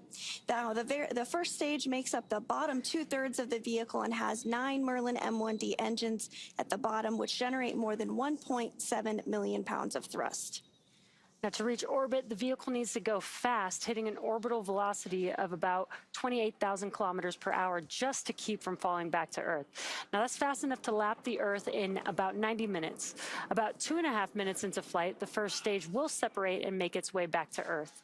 Meanwhile, Dragon separates from the second stage and continues its roughly 34-hour journey to the space station. Now, it is early morning out there, but today's booster is heading back to our newest recovery. Stage 2 LOX load is starting. Our booster is heading back to our newest recovery site, our landing zone 40 at Cape Canaveral Space Force Station, which you can see the graphic there on the screen. It's highlighting the landing zone next to the pad there. This will be our first landing at this new site and the booster's second time returning back to Earth. With T0 coming up in about 16 minutes, our teams are doing a series of system checks to ensure Dragon and Falcon 9 are ready. Let's check in with Kate on that countdown. Thanks, Sandra. Overall, it's been a clean march to launch this morning, and we are still on track for an on-time launch. Now, the countdown is the framework that syncs all teams up, and we're monitoring lots of different factors as we get closer to liftoff. If everything goes as expected, we'll see Falcon take to the sky at 5:15 a.m. Eastern or 2:15 a.m. Pacific. And several minutes later, we'll see our very first Falcon 9 landing at LZ-40, our new landing zone located about 1,000 feet away from tonight's launch pad. Both Dragon and Falcon 9 continue to be healthy, and the teams continue to report no issues on either vehicle. Just moments there, we saw the crew sitting comfortably inside Dragon. Now, we wrapped up stage 2 RP loading at T-minus 20 minutes, and stage 2 liquid oxygen or LOX loading began just a couple minutes ago at T-minus 16 minutes and 30 seconds. Earlier, we heard the call out that the launch escape system was armed. That system is designed to propel Dragon away from Falcon 9 in the unlikely event of an emergency during launch. It simply provides a path to safety for the crew. The Eastern Range, which is monitoring keep-out zones among other key flight requirements, also continues to report no issues and are go to support today's launch. As for the weather, the thing we always monitor for our launches, we're tracking a 5% chance of launch weather constraints, otherwise known as 95% good for our target liftoff time. So all in all, we are go for launch this morning. So let's toss it back over to Anna for a status update from Houston. Hey, thanks, Kate. Back here in the International Space Station Flight Control Room at NASA's Johnson Space Center in Houston, Texas, teams continue to work around the clock to monitor activities aboard the orbital outpost. Leading the team inside the room is Flight Director Garrett Hain, and the NASA team here in Mission Control Houston, the SpaceX team in Hawthorne, California, and the astronauts aboard the International Space Station will track the autonomous docking of Dragon Freedom when they enter what is known as joint operations. This will happen when the spacecraft enters what is known as the approach ellipsoid. The approach ellipsoid is an invisible boundary stretching 4 by 2 by 2 kilometers around the space station that helps us monitor all arriving and departing spacecraft. It is essentially the neighborhood of the space station. Once docked, crew members in both Dragon and aboard the space station will pressurize the area between the Dragon hatch and the space station hatch, known as the vestibule. They will then perform a series of leak checks and then work to open the hatches on both the space station and the Dragon. Once the hatches are open, Crew-12 will float into the station to begin their long-duration stay. Following today's launch, we are tracking a targeted docking at approximately 2:15 p.m. Central, 3:15 p.m. Eastern on Saturday, January 14th. About an hour and a half after docking, we do anticipate that the hatches will be opened, and when they enter the orbital outpost, Crew-12 will be greeted by the rest of their Expedition 74 crew and will come together for a brief welcoming ceremony. For now, that's all from us here in Mission Control Houston as the anticipation continues to build for a launch in just under 15 minutes. How's it looking on the Space Coast, Daryl? Well, it's looking great here. We're 95% go. We have beautiful clear skies and everything remains on track. No constraints as we enter the final 10 minutes. And Wheels, I want to turn to you now. As a former International Space Station commander, you know what it means to hand over a vehicle, a crew, and a station to the next generation of flyers. You also know that this crew, although they know the science they're working on, might end up working on some things they don't even know that they might encounter. Sure, yeah. I flew with Shannon Walker, who I believe is listening today. Love Shannon. And Shannon's awesome. She's a brilliant PhD scientist. I am not. And so I was doing some science. We were about 2 weeks into a 6-month mission. And I was working my science, and Shannon came to me. She said, the potty's broken. Ooh. And so we had a couple seconds of mini panic attack. And then she said, if you fix the potty, I'll do all of your science for the rest of the day. I thought, that is such a deal. Is that a trade-off? So it took me about 90 minutes, but we fixed that potty, and I found out that if you could fix the potty on a spaceship, you're guardian of the galaxy.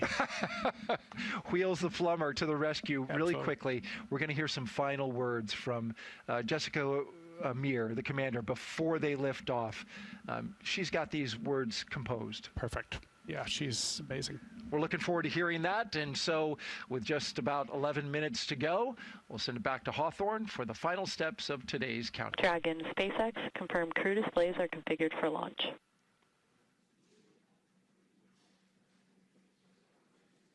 Displays are configured for launch. We copy. From the entire SpaceX team, it's been a pleasure working together. Good luck and Godspeed, Crew-12. Enjoy the ride.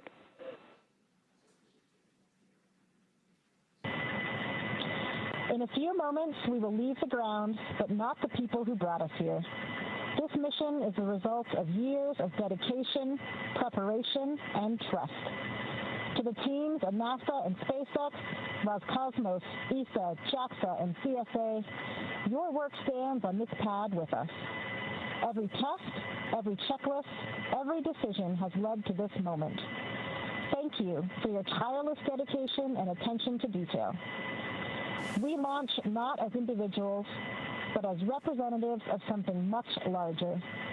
We carry the flags of our countries and our space agencies, but most importantly, we carry humanity's intrinsic curiosity and desire to explore.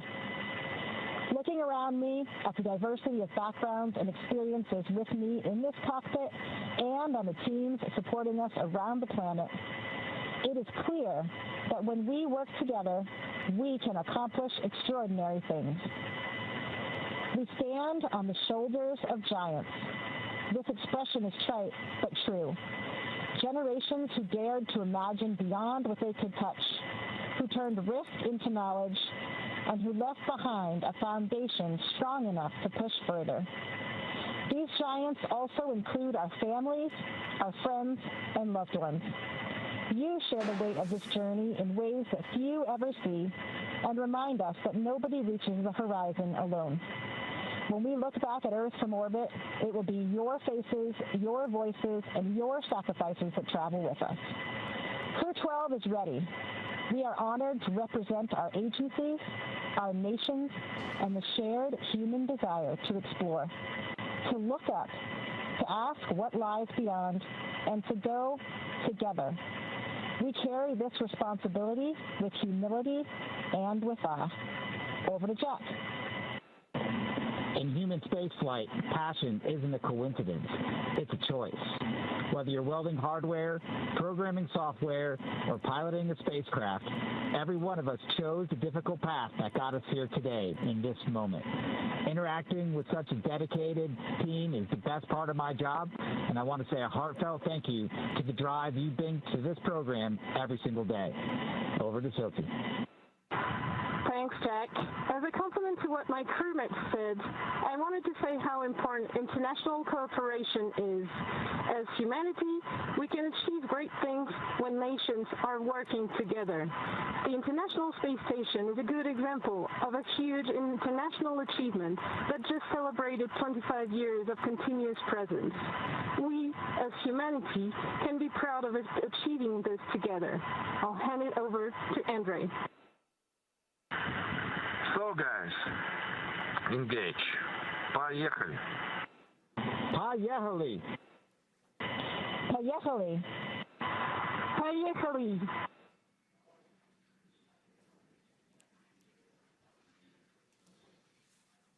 And some incredible, beautiful, awe-inspiring words from our Crew-12 crew inside of Dragon Freedom, now approaching 7 minutes to liftoff. That was wonderful to hear. Engine chill has started.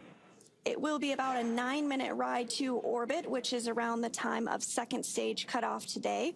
Dragon and the second stage will continue to coast for a few minutes after that, prior to separation. And on the ride uphill, we will hear a variety of call-outs on performance as we approach the in-orbit portion into the final countdown. We'll also hear some call-outs for various abort zones for both the first and second stage. So we'll be sharing more about those abort zones as we get closer. But just a quick check-in with our fueling here. RP1 is at 100% full. LOX is at 92%. Stage 1, RP1 load is complete. Oh, and that call out just right on time. Stage 1 is complete as well.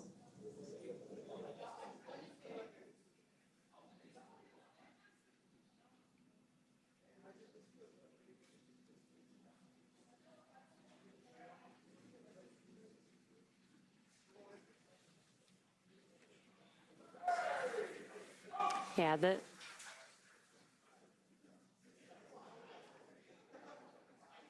The next milestone coming up will be at T-minus 5 minutes, and that'll be when Dragon will transition to configure for terminal count. That's basically when Dragon will go on internal power.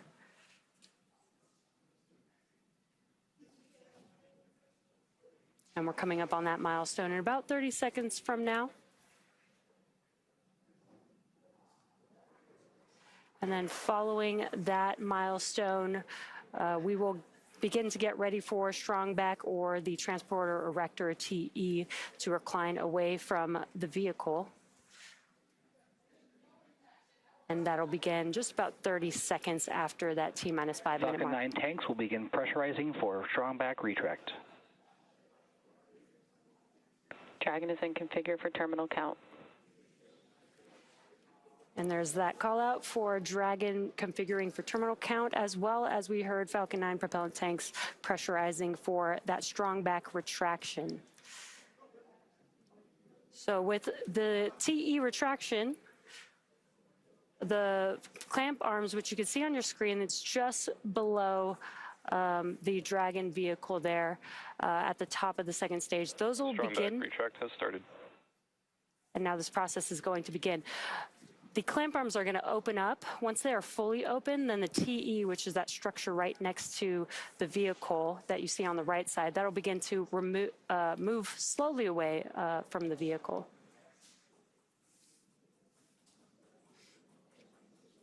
And there you can see on your screen that those clamp arms are starting to open up now.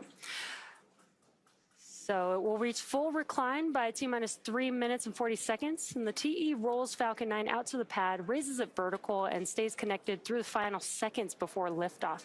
It provides fuel, power, telemetry, and command connections between ground systems and the vehicle.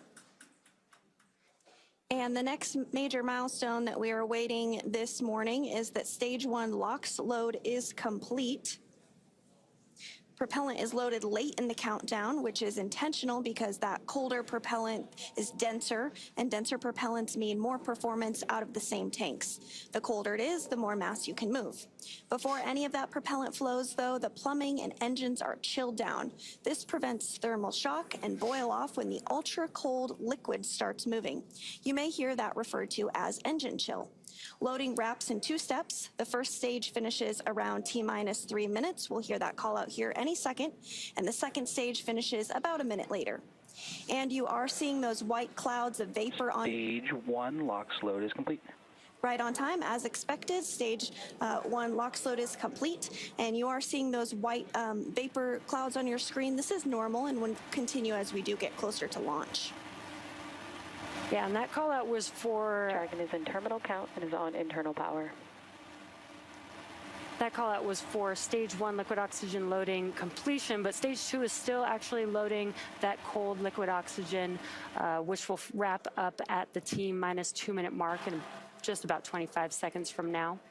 Once liquid oxygen is complete, that'll mean that there is 1 million pounds of propellant loaded on Falcon 9, and that includes RP1, a highly refined kerosene, and liquid oxygen, which is super chilled to over 300 degrees below zero.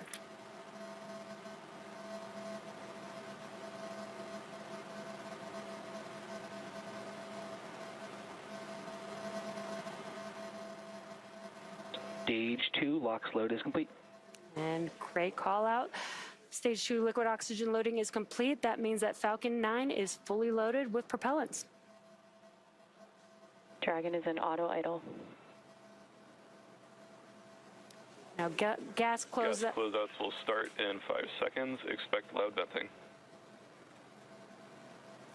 Great. Gas closeout has also begun just now, so we're isolating all the feed lines for the different gas systems from the Falcon 9 rocket. Those gases will then get vented overboard through umbilicals and the strong back. And actually, if you listen closely, you can hear some of that venting from the vehicle. Obviously, rockets are very loud, and sound can impart pressure loads back on the rocket itself. A ton of water absorbs and prevents the sound from hitting the structure and reverberating back onto the vehicle. FTS is armed, and Falcon 9 is in startup. And great call Dragon out. is in countdown. Dragon's flight computer is now in countdown and configured for launch. Now less than 1 minute away from the launch of Crew-12. Dragon, SpaceX, go for launch. Great call out there. Go for launch. At the time of launch, space station. Dragon, we are go for launch. At the time of launch, space station will be flying 260 statute miles over the South Pacific Ocean east of New Zealand. SpaceX is go, Crew is go. Let's watch as Falcon 9 takes Crew-12 out into space.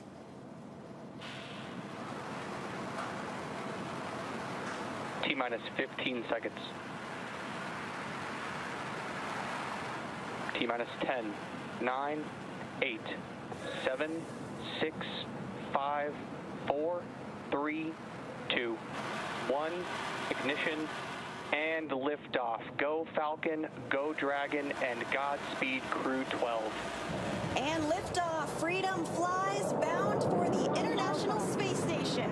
1.7 million pounds of thrust now propelling Falcon 9 and Crew-12. Vehicle is pitching downrange, and all 9 Merlin vehicles have lit. We're getting good call-outs on the first stage performance and propulsion so far.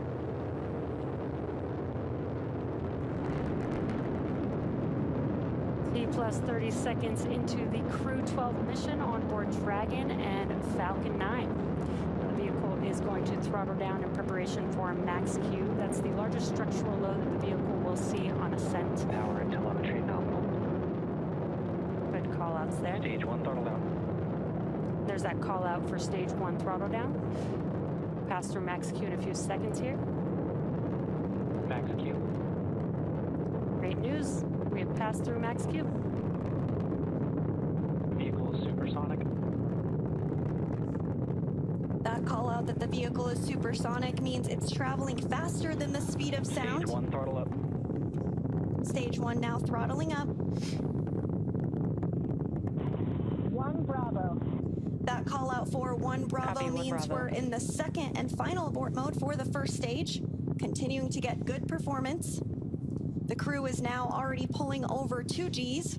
Next up, we'll have a couple events happening in rapid succession. First is that engine chill on the second stage MVAC engine, and then we'll have MECO, or main engine cutoff, where the 9 engines on the first stage will cut off ahead of the first and second stages, separating from one another.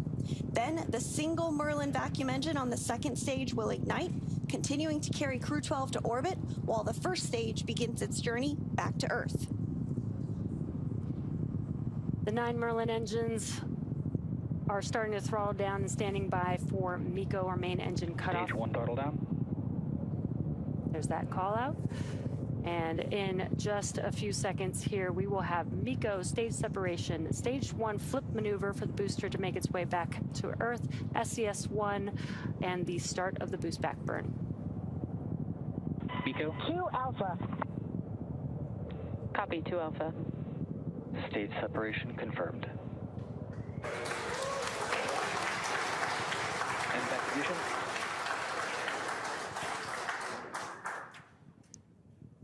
And incredible views. We've had MECO stage separation. You can see that booster coming back down to Earth, and that MVAC engine has ignited, which you can see clearly there on your screen.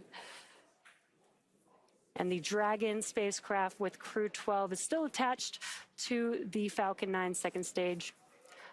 The next milestone that we have coming up will be the start of the stage 1 boost back burn. And that burn is the first of 3 burns that stage 1 has to help it return back to Earth.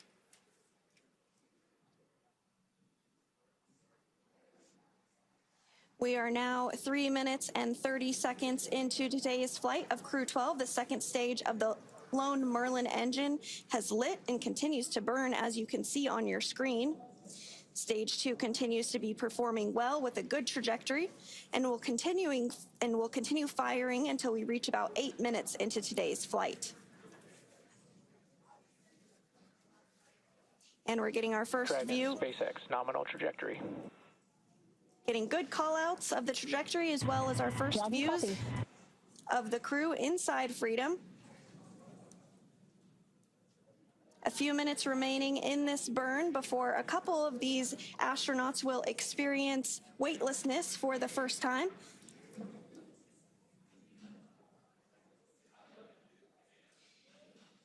The crew's G-load did dip right when we hit that MECO or main engine cutoff event, and now it's going to continue to build up again until the second stage shuts down.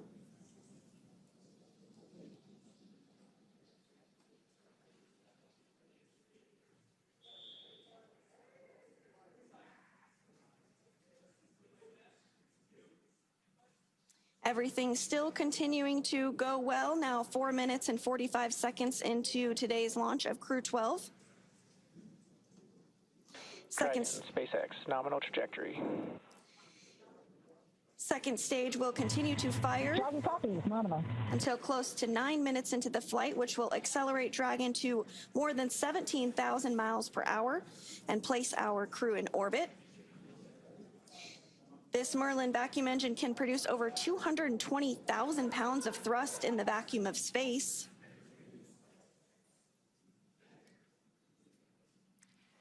Meanwhile, the first stage booster is now on its way back to landing zone 40. Stage 1 is coasting, has already coasted to apogee, and the grid fins are helping to guide it back to Earth. And we've already had the boost back burn, so the next event coming up will be the entry burn. That will be 3 of those 9 M1D engines reigniting, and that helps slow the vehicle down as it's re-entering the Earth's atmosphere.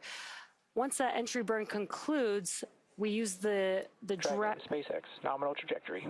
We use the drag from the atmosphere to help slow the vehicle down until landing. Dragon copy. And that entry burn is coming up in just about 20 seconds from now.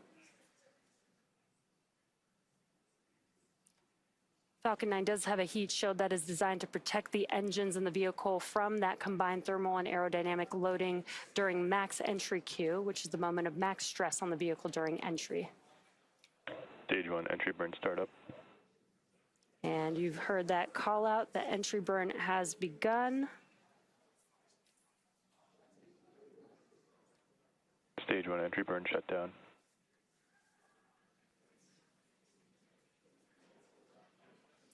And the entry burn has concluded for the first stage vehicle. 2 of 3 burns done.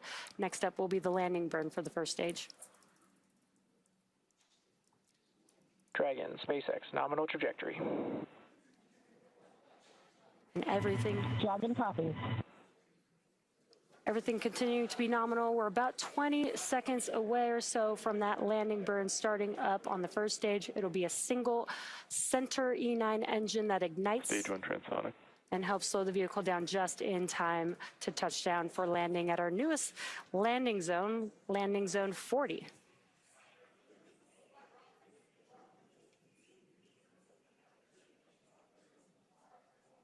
We have just a couple minutes. Stage 2, FTS has safe. And landing burn has begun. Let's watch as Falcon 9 touches down.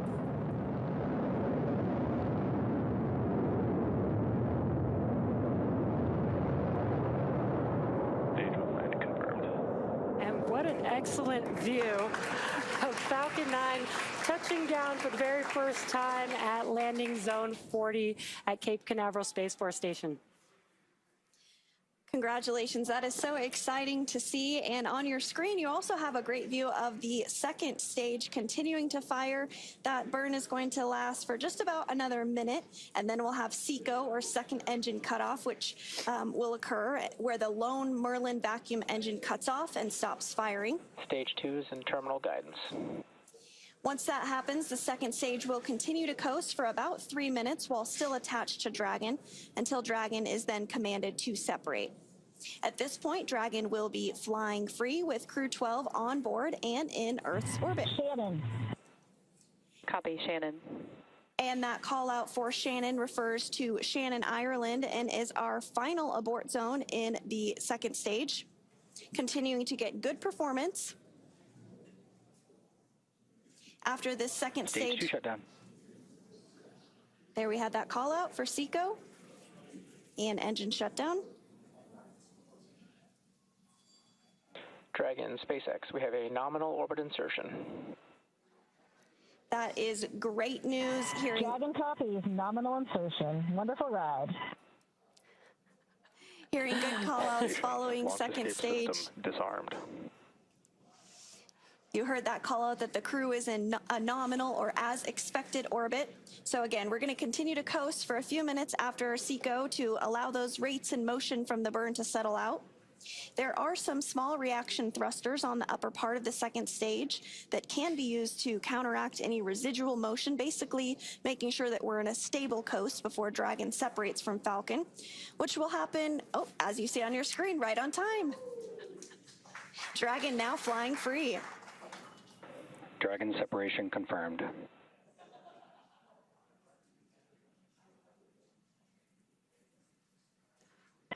Dragon copies. What a great view with the Crew-12 crew on board Dragon Freedom separating from Falcon 9 second stage. Dragon Freedom, Chief Engineer, Jessica, Jack, Sophie, Andrey, welcome to orbit. On behalf of the entire Falcon team, we thank you for flying with Falcon 9. Dragon will take you from here. Over to our launch director for a few words. It turns out Friday the 13th is a very lucky day. Jessica, Jack, Sophie, Andrey, it's been a pleasure training with you and preparing for your flight. From the entire Falcon launch team, thank you, good luck, and Godspeed to the crew of Freedom.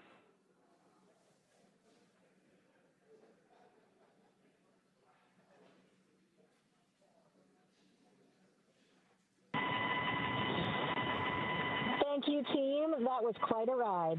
Thank you, SpaceX, Falcon 9, and NASA teams. We have left the Earth, but the Earth has not left us. When we gaze at our planet from above, it is immediately clear that everything is interconnected. The vast oceans, the continuous land masses, and all that they contain. We are one humankind here on our shared home planet.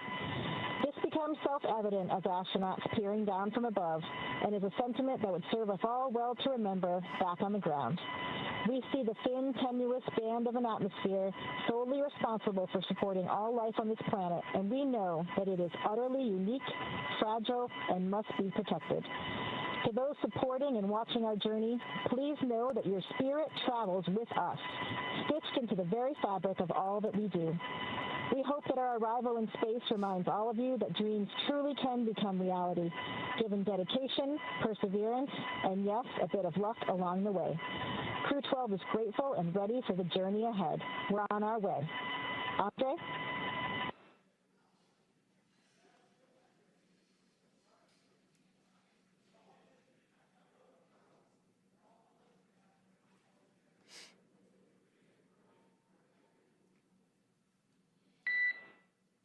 Центр управления, экипаж Dragon Freedom на связи. Мы на целевой орбите. Все системы работают штатно. С этой высоты наша Земля выглядит невероятно хрупкой и целостной. Здесь не видно границ, только тонкая голубая линия атмосферы, которая защищает все живое. Именно этот вид напоминает нам о главном. Мы одна команда на одном корабле планете Земля. Каждый виток вокруг нашей общей голубой колыбели – это доказательство того, что возможно, когда наши нации объединяют знания. Сегодня наш экипаж и эта станция – это результат работы тысяч специалистов из разных стран. Мы здесь не как представители отдельных государств, а как человечество, которое исследует космос, чтобы лучше понимать и дом. Мы продолжим работу на благо всех. Спасибо за доверие и поддержку. Dragon Freedom, связь с вами.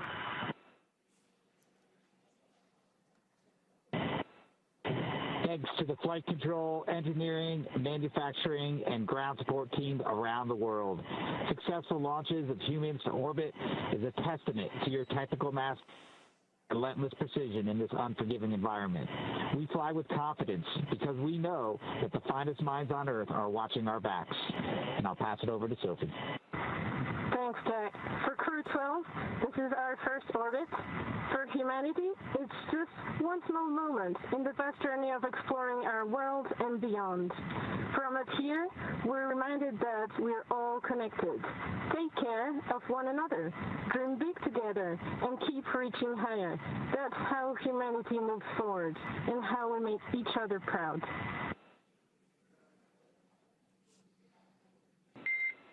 We copy and appreciate those words, Crew-12. We saw nominal dehumidifier activation and service section Draco checkouts. Nose cone deploy continues nominally as well. And with... We copy all. Thanks, Mary. With those words from our 4 Crew-12 astronauts, the crew is now well on their way to the International Space Station. That is, of course, their destination where they will be docking tomorrow. You also heard a call out that the nose cone was underway for deploying. The hooks are driving to open up that nose cone.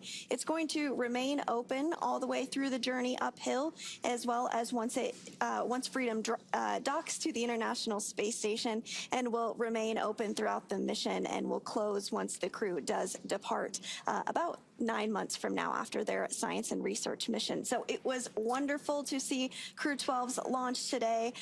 Congratulations to the NASA team, the SpaceX team, and of course to Crew-12. It's great to see you on orbit. Yeah, again, we did get confirmation that the nose cone deploy is underway. The 6 hooks that hold the nose cone in place during the launch and ascent portions have to retract, and then the nose cone will be able to start to swing open and deploy. This uncovers a number of critical systems for the flight up to the space station, including the forward bulkhead thrusters and the docking hatch. And the call from the core here in Hawthorne indicated that we did have good checkouts of the 12 Draco thrusters around the service section. 4 to go after we get the nose cone open and the ECLIS, the environmental control and life support system, activated inside Dragon. And we've got a view here seeing that the nose cone, this is from the forward bulkhead section of Dragon, this nose cone is opening up, and that's what you're seeing on your screen. It's about 30% open at this moment. Soon the crew will be able to get their visors open and get out of their suits and settle in for the ride to the space station. And again, this does take a few minutes for the nose cone to fully open. It's a pretty slow and steady process, but it is underway. And it has been an exciting and jam-packed series of events following the liftoff of Crew-12 at 2:15 a.m. Pacific time today. Crew-12 is comprised of NASA astronauts Jessica Meir, Jack Hathaway, as well as ESA, or European Space Agency astronaut Sophie Adenot, and Roscosmos cosmonaut Andrey Fedyaev. They are now safely in orbit following an approximately 9-minute ride after a liftoff from Space Launch Complex 40 in Florida. The crew now has a 34-hour journey before they reach their destination, the International Space Station. Docking is targeted for February 14th at 3:15 p.m. Eastern, 12:15 p.m. Pacific, to the space-facing port of the station's Harmony module. Between now and then, Dragon will perform a series of burns as it catches up to the space station, and that first burn will be a phase burn, which will occur about 30 minutes from now. Human spaceflight has come so far in the last 6 years with Dragon. In addition to flying people, SpaceX's Dragon spacecraft also enables researchers the opportunity to fly critical science to orbit. So far, SpaceX and Dragon have carried more than 1,000 research experiments to and from low Earth orbit, both to the International Space Station and on our free flyer missions. From DNA sequencing to 3D printing, studies enabled by Dragon and the space station test a variety of technologies, systems, and materials that will be needed for future long-duration exploration missions. Every mission yields critical research and learnings that help make life both on Earth and in space better. And flights like today's help us continue to lay this foundation for our future among the stars and continue our mission to make life multiplanetary. Now, we'll be signing off from SpaceX for now, so we're going to send it back over to Kennedy Space Center. But before we go, we want to thank NASA for entrusting us with today's mission and thank all of you for being with us today. Absolutely, Jesse. And we did just get confirmation as well that the nose cone is 100% open and opened as expected. So that was the last major milestone that we were tracking from here on our end. But I do want to say thank you to SpaceX as well for everything that you do and all of you who tuned in as well to support today's launch. We are going to say goodbye from here in Hawthorne until we pick back up coverage for docking beginning at 1:15 p.m. Eastern tomorrow, February 14th, for targeting docking to the Space Dragon, SpaceX. We saw a nominal nose cone opening, TCS and forward bulkhead Draco checkouts. Dragon copy. And again, that confirmation that nose cone is and with that, fully Dragon, open. There are 5 minutes remaining in our current ground station pass. At this time, you are welcome to introduce your zero-G indicator.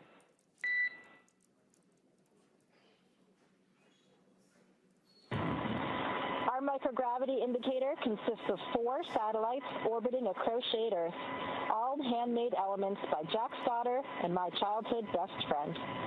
Each crew member selected a personal symbol or satellite. A tether links each satellite to the Earth, representing our connection to our families, friends, and our one shared home. I chose a panda holding a mushroom, 2 adorable symbols of environmental importance and cultural fascination. Pandas are modern icons of species preservation and international diplomacy, and a pivotal character in my childhood. Mushrooms, or fungi, are the great decomposers, with all life on Earth depending on them to keep our soils healthy and food webs functioning. I chose a moon that my daughter hand crocheted. Each color woven into the design represents a member of our family or cherished shared activity. By bringing this piece with me, I keep our bond close, allowing me to relive happy memories while looking forward to the ones we'll create when I return.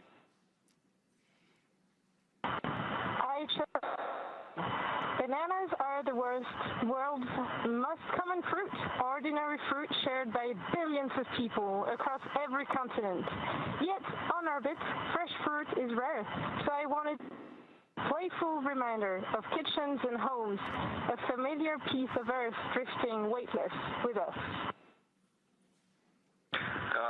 Я выбрал свою часть, потому что именно эта штуковина напоминает мне об одном из художественных фильмов времен еще Советского Союза, который я смотрел в детстве. И я на самом деле предлагаю попробовать вам угадать, что это за фильм. Буду рад где-нибудь от вас это услышать. We present to you planet Gaia and her moon, floating here in Crew-12's Dragon. And with that, we had again... We copy Dragon, and with that, I can let you know that we had nominal GNC checkouts. Our next burn is our phasing burn per your forward view. Dragon copies will be monitoring. A little bit of a description about the Crew-12 zero-G indicator that they selected called Planet Gaia. They each shared some great words about what they contributed as part of that zero-G indicator to let them know that they are officially in the microgravity environment of space. So that was so cool to hear what they each had to say and how they are bringing a piece of Earth back with them and something that's meaningful to them. So Crew-12 is successfully in orbit, and we are targeting a docking tomorrow on the space-facing port of the Harmony module at 3:15 p.m. Eastern. So for now, thank you for joining us here in Hawthorne. We're going to toss it back over to Daryl and Doug at the Kennedy Space Center to wrap up today's coverage. Welcome back to the Kennedy Space Center in Florida. I'm Daryl Nail here with ESA astronaut Claudia Agnure. So good to have you here. Thank you for doing this interview post-flight. The significance of Claudia being here is tremendous. You were the inspiration for ESA astronaut Sophie Adenot, who at age 14 watched you fly as the first French woman to go into space back in 1996. That inspired her on her journey when she said something clicked and she knew she wanted to be an astronaut. You just witnessed your protege take that inspiration from you and fly into space. And I'm wondering what you felt, what you experienced in that moment. I'm really pleased to be with you. I thought it would have been a quiet joy with pride for Sophie, but it was so hugely emotional to see her with this successful launch. No, I'm really happy because I know that sometimes girls or boys need some turning point in order to make their dream come alive. And if I have been this one for Sophie, to see today the brightness of the path, that's wonderful. Incredible.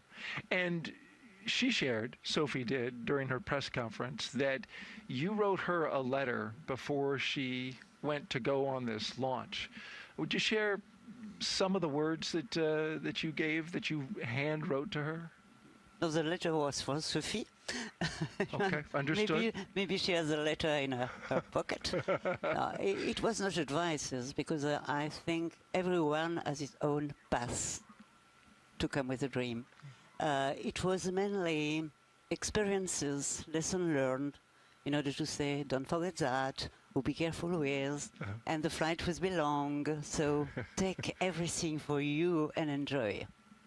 Great advice, great advice. As this mission unfolds, and it will be a long one, up to 8 months, how will you be experiencing or keeping track of this mission as she does the science and does the work that she's going to do aboard the ISS? I'm hugely grateful to the teams that support the experiment and all the work on board. I do remember 30 years when I flew with a Soyuz on the Meir station, who had almost no communication with the ground, but now there is 99% of communication with real-time transfer of data, and it will be possible for her to be close to the family, close to the friends, and close to the teams for the experiments. So we will have some way to discuss and to exchange. If you had any words that you could say to her now after watching her take off into space, what would you say? Good speed, but it's already done. Say enjoy. Say maybe to the crew that they will meet on board a big hello, because that's international collaboration and cooperation. This is wonderful. And then be careful with your program, scientific program, because you are here for that. And enjoy, and please share with us. We need this transmission for inspiration for the young generation. What you did for her, she can help pay it forward completely. To the next generation. Brilliant.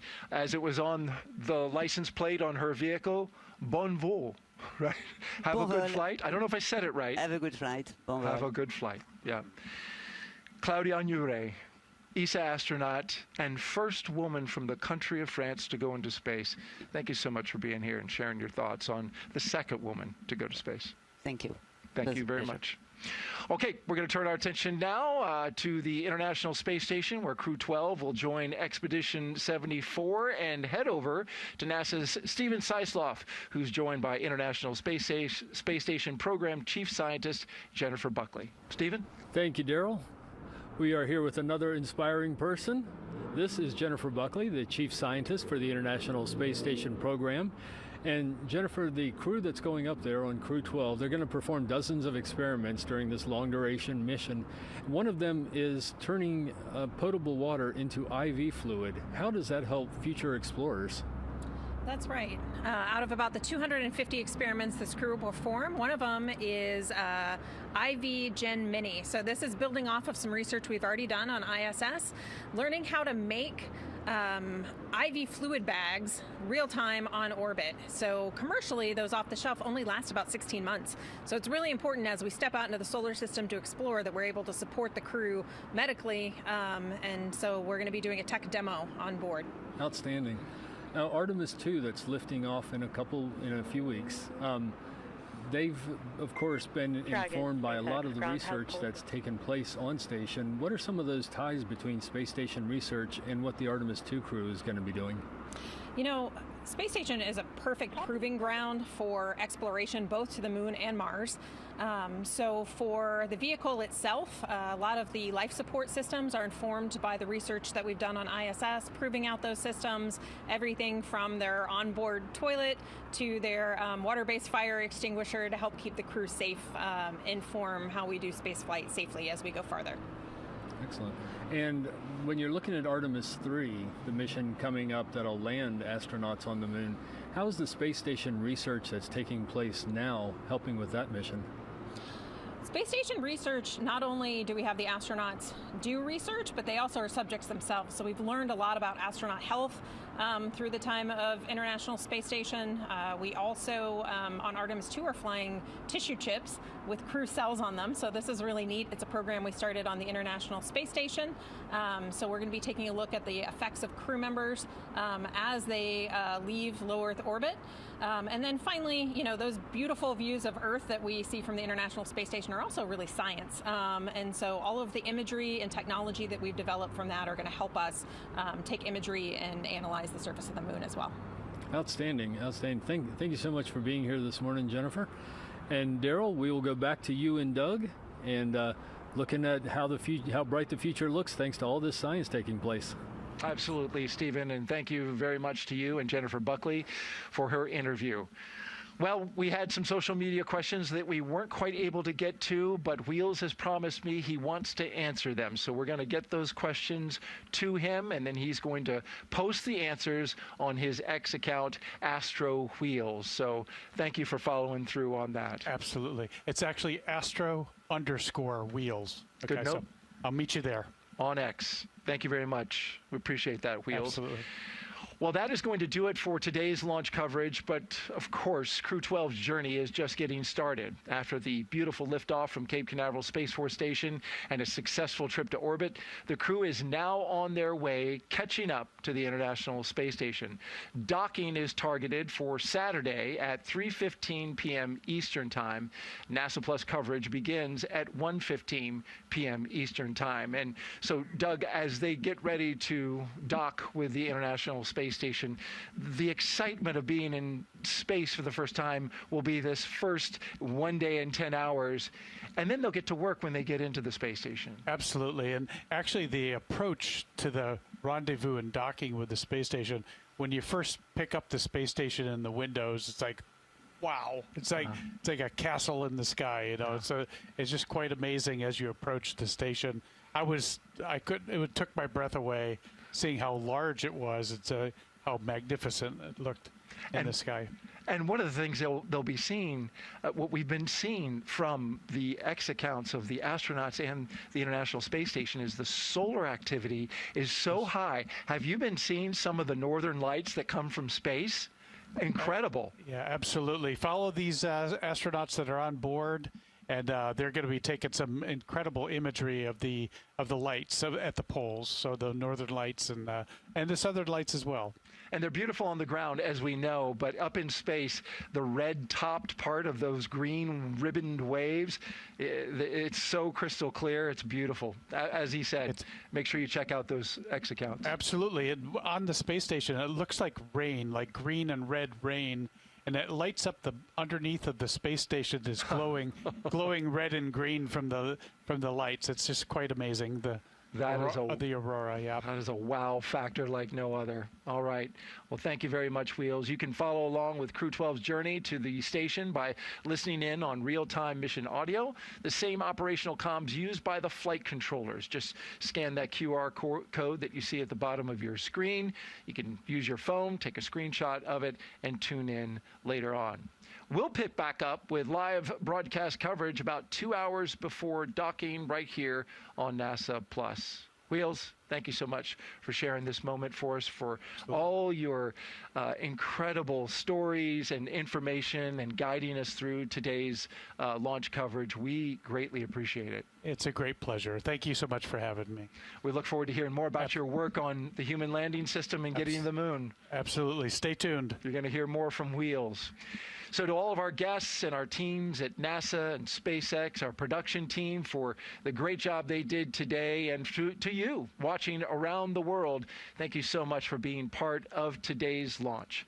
From launch pad to low Earth orbit, we're going to take a look now, going all the way back to the beginning, the moments from suit up to orbit.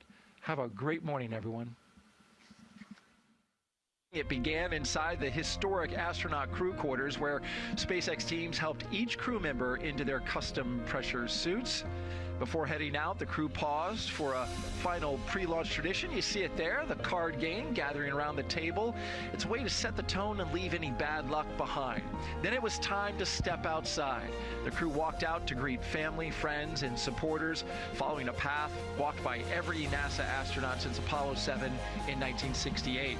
A short time later, the crew climbed into their Teslas, beginning the ride out to Launch Complex 40, escorted by security through Kennedy Space Center and onto the Cape Canaveral Space Force Station. As they arrived at the pad, the crew got out and got their first close-up look at the Falcon 9 rocket that you see there. And then they walked across their crew access arm in pairs, first the commander and pilot, then the mission specialist, and then we saw them climb into Dragon and get into their seats for flight. Inside the spacecraft, seats were rotated into position, and the suit leak checks were performed as the countdown continued. Ignition and liftoff. Go Falcon, go Dragon, and Godspeed Crew-12. And liftoff. Freedom flies bound for the International Space Station. 1.7 million pounds of thrust now propelling Falcon 9, Crew-12. Vehicle is pitching downrange, and all 9 Merlin vehicles have lit. We're getting good call-outs on the first stage performance and propulsion so far.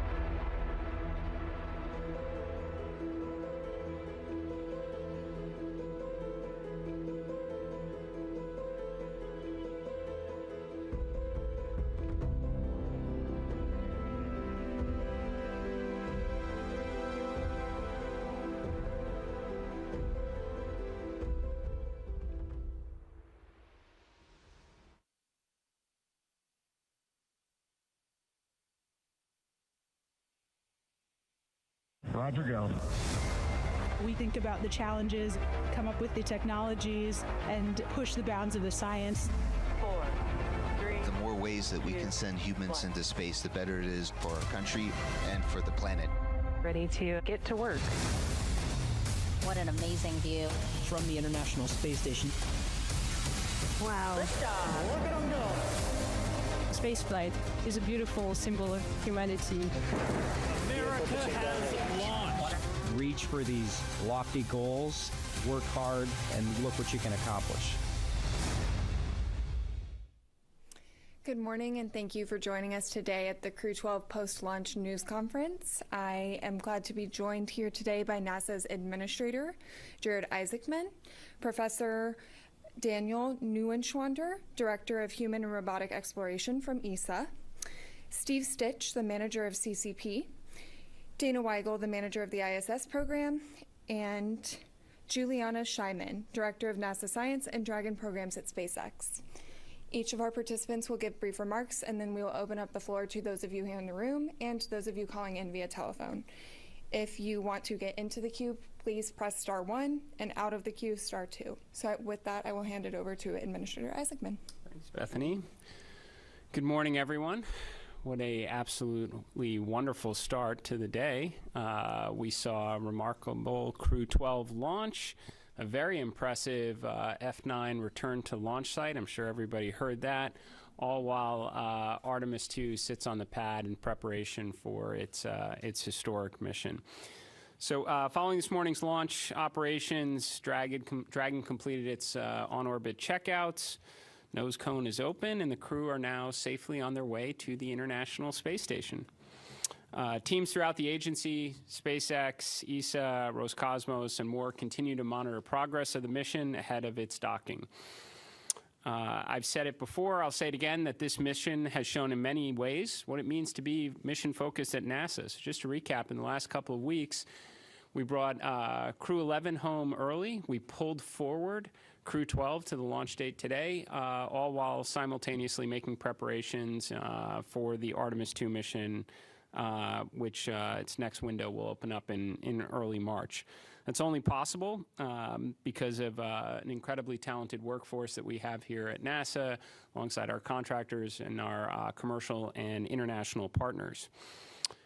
So along this mission, NASA is sending an astronaut into space again for the first time. So I want to congratulate Jack Hathaway. This is what he's trained for, and I know he possesses the qualities found in many accomplished astronauts.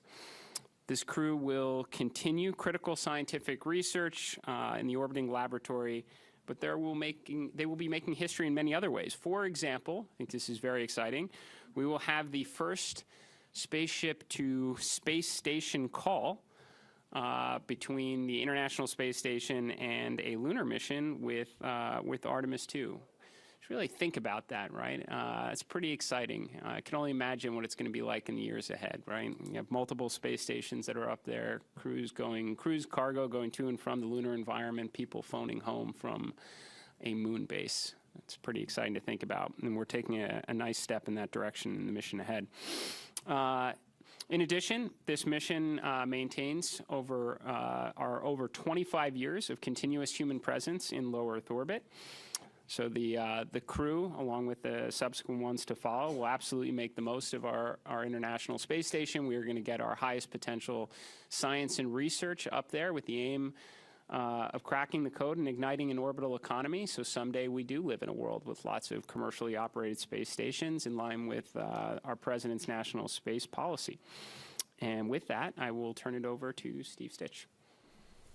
Thank you, Administrator Isaacman, and thank you all for being here on a really happy morning. I'm proud to say we didn't talk about weather much at all after talking about weather for a whole week. We're blessed with really good launch site weather this morning and really good weather down the ascent track, which we've been monitoring all week, and we finally found the right day to launch on Friday the 13th. I understand this is the first time NASA's ever launched on Friday the 13th, so pretty amazing times. Really appreciate all the hard work between NASA and SpaceX and on Crew-12. It's great to get the launch behind us. Of course, that's the first step. The crew's doing well on orbit. Jessica, Jack, Sophie, and Andrey. are settling into their kind of off-duty period. They did a phasing burn a little while ago to set up the rendezvous. We'll be docking on Saturday about 3:15 Eastern. There will be another burn late tonight around just before midnight, another phasing burn. You know, we really didn't have too many things to work during the countdown. It was really quiet with Falcon 9 and Dragon. Nothing really off nominal. As Jared said, the spacecraft got on orbit. We checked out the service section Dracos. The 4 bulkhead Dracos are firing just fine. All the systems on Dragon are working well, and so we'll just continue to monitor the progress of the vehicle until we get in. Looking forward to docking. Hopefully our teams will get a little rest today. It's been a busy, long week with the launch.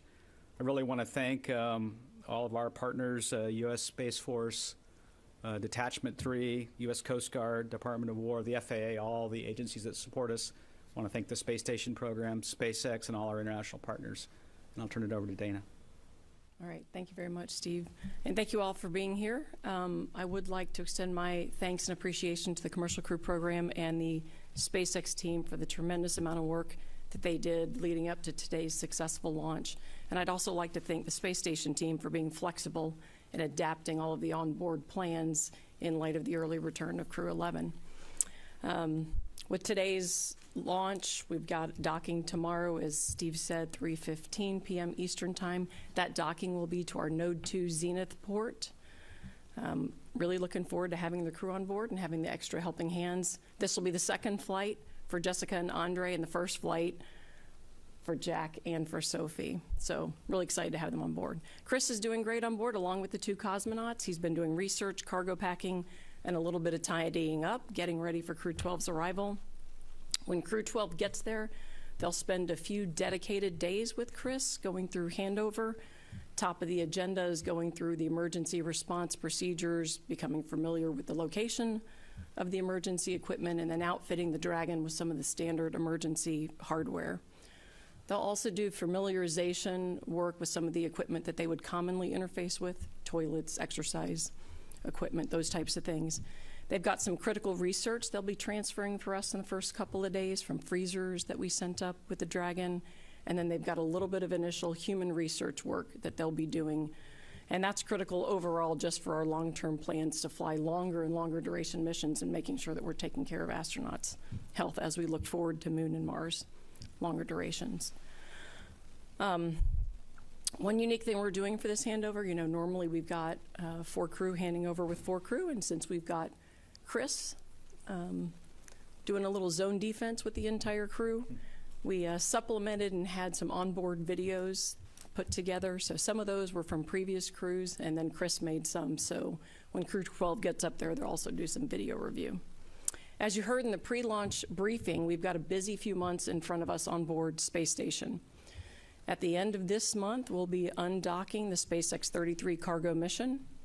Beginning of March, we will unberth HTV X1.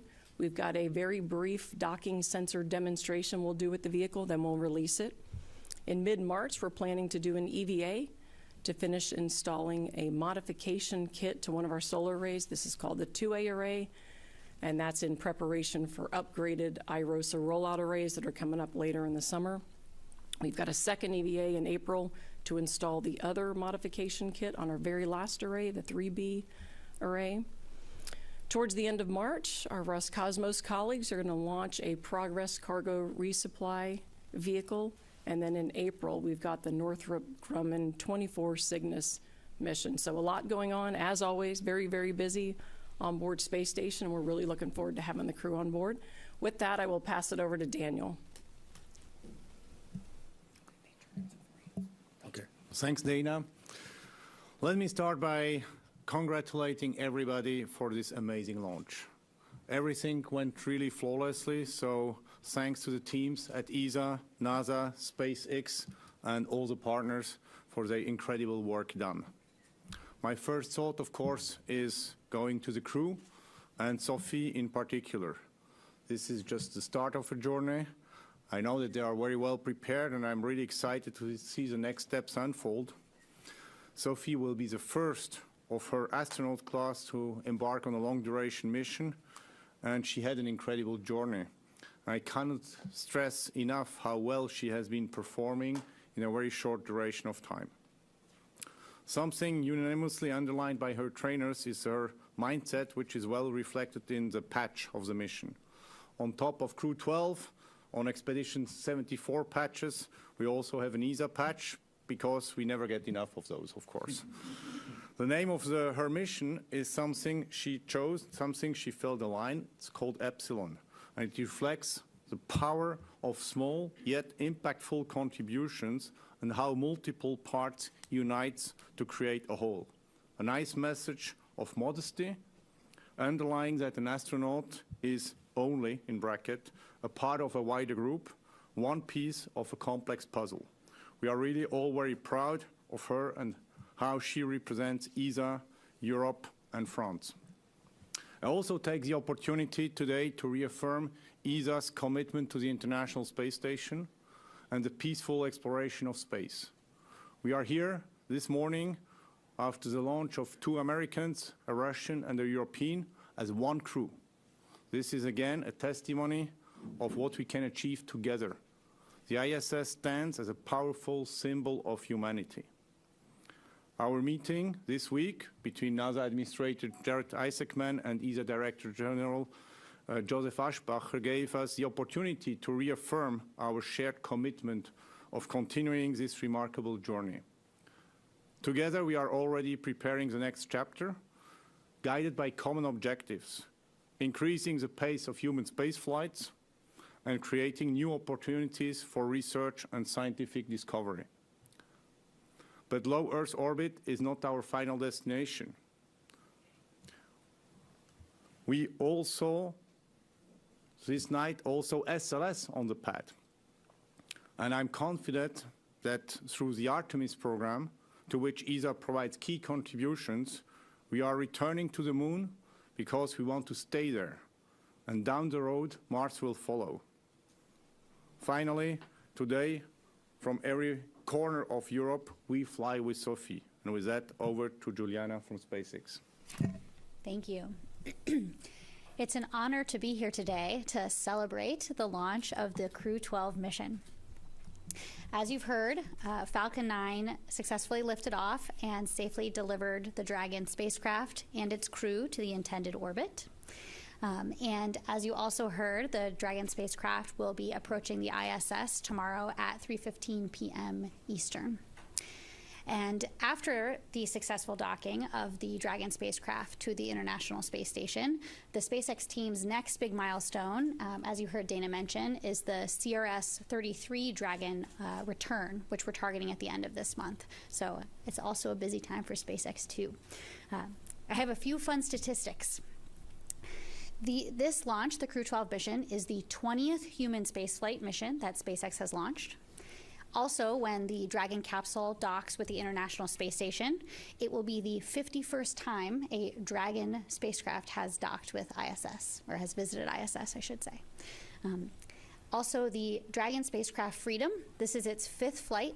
It previously launched Crew-4, AX-2, AX-3, and most recently Crew-9, and now Crew-12. Also, as you heard the administrator mention, this is also a first for SpaceX, where the booster returned to its launch site, its actual launch site, LC-40, and which is, I always like to think that the booster feels like it's returning home when it returns exactly to the launch site. So that's a fun one. And that's something we'll be doing going forward. LC-40 is where our landing zone is. And yeah, on behalf of everybody at SpaceX, we are incredibly proud to support human spaceflight missions and all of the amazing science and research that happens on the International Space Station. So on behalf of everyone at SpaceX, we want to give a big thank you to our partners for their trust in us, and thank you for flying SpaceX. And back to you, Bethany. Great. With that, we will open the floor to questions. I see we have so many people here in the room. And I also just want to remind the people who are dialing in that you can dial *1 to get into the queue and *2 to get out of the queue.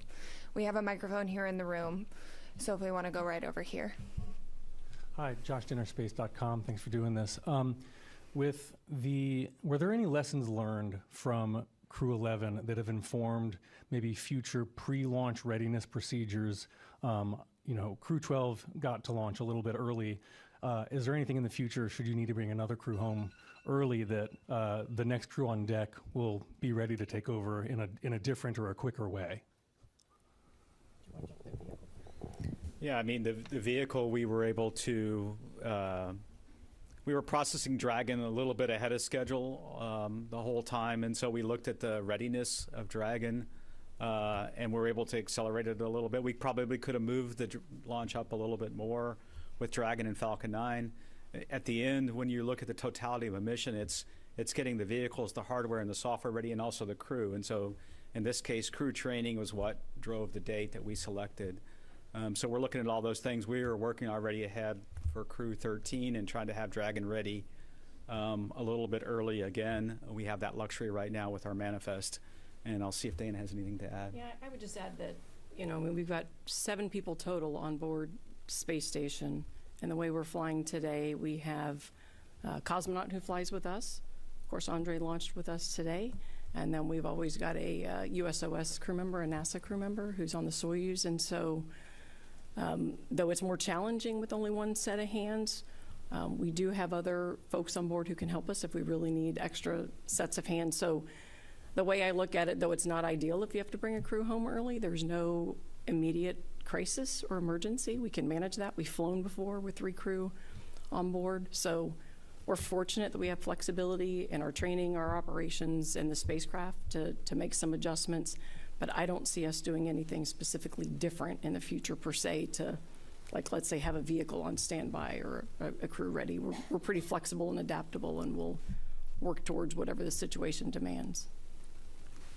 And with that, we'll head over here.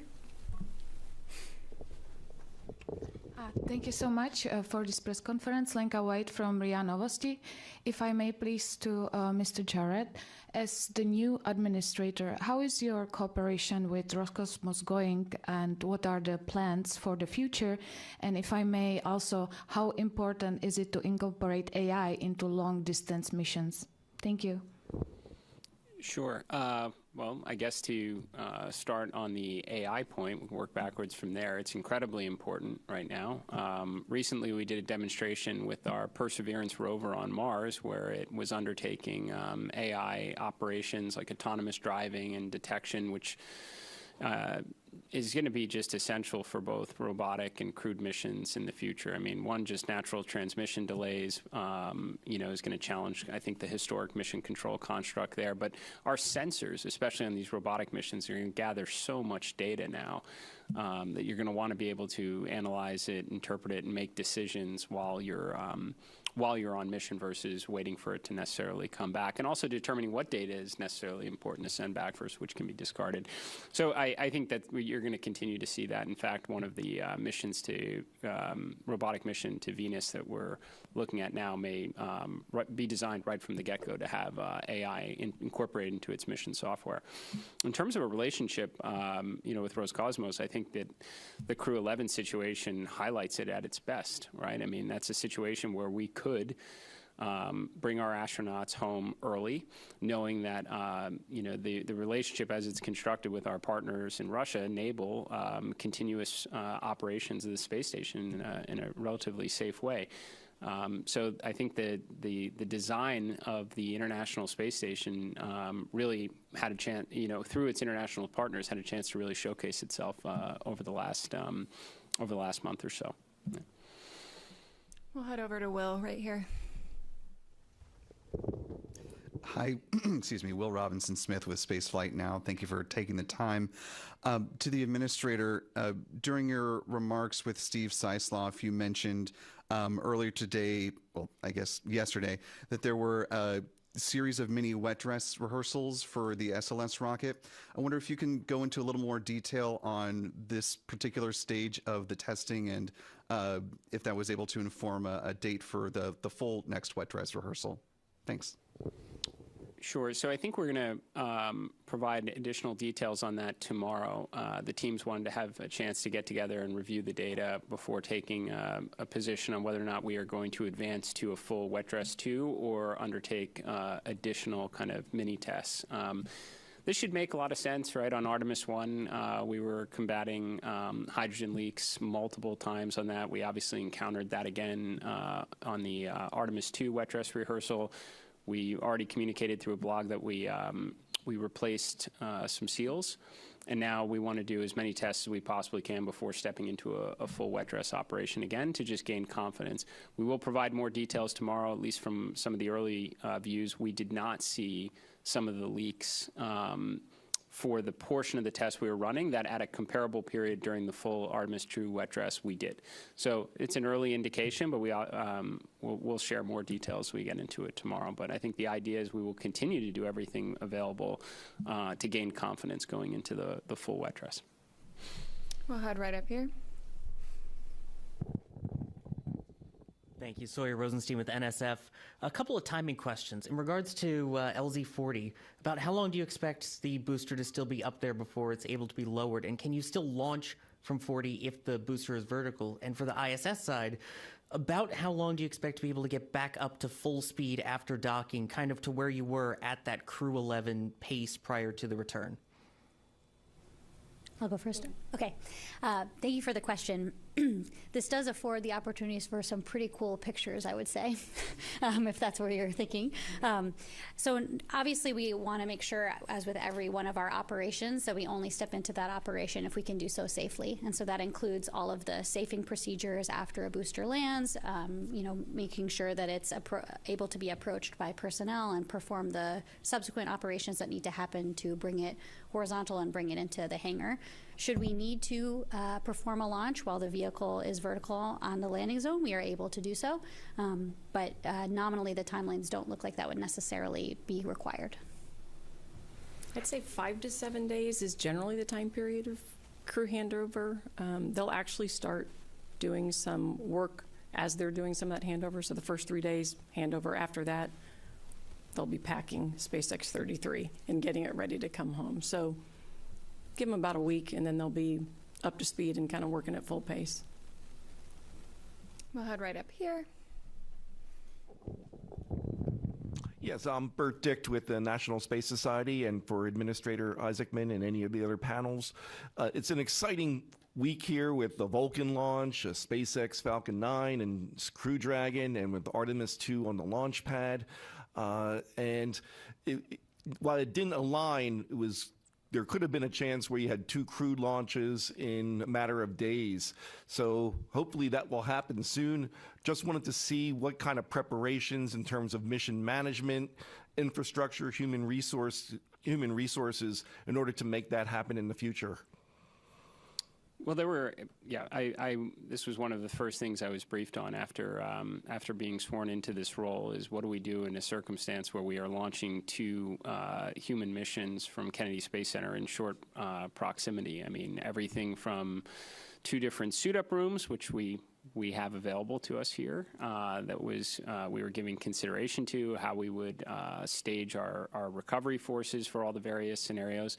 And I was thinking, what a great problem to have, right? Now, of course, obviously, we went through the motions, and this is why we kept Crew-12 in a position where they could launch as early as February 11th. Obviously, took today's window, and then we were not going to really target a specific date until after we completed wet dress, and that conflict was alleviated. But it is one that I certainly hope we have with great frequency going forward. We'll continue over here with Spectrum. Thank you for taking our questions. Administrator Isaacman, you've been on your own crewed missions in the past, but how did it feel to see the first crewed mission as NASA's new administrator today? That is a good question. Well, it was obviously wonderful to be back here at Kennedy Space Center and see everything in action from slightly different perspective, for sure. Felt like I might have had the second best seat I could have today as I was going into the operations, but. It was just wonderful to see everything in motion. Felt very privileged to be here alongside an extraordinary team preparing for an excellent mission like Crew-12. So it's great to watch it. We'll head right up here. Dmitry Kirsanov of TASS. This is for administrator, if I may.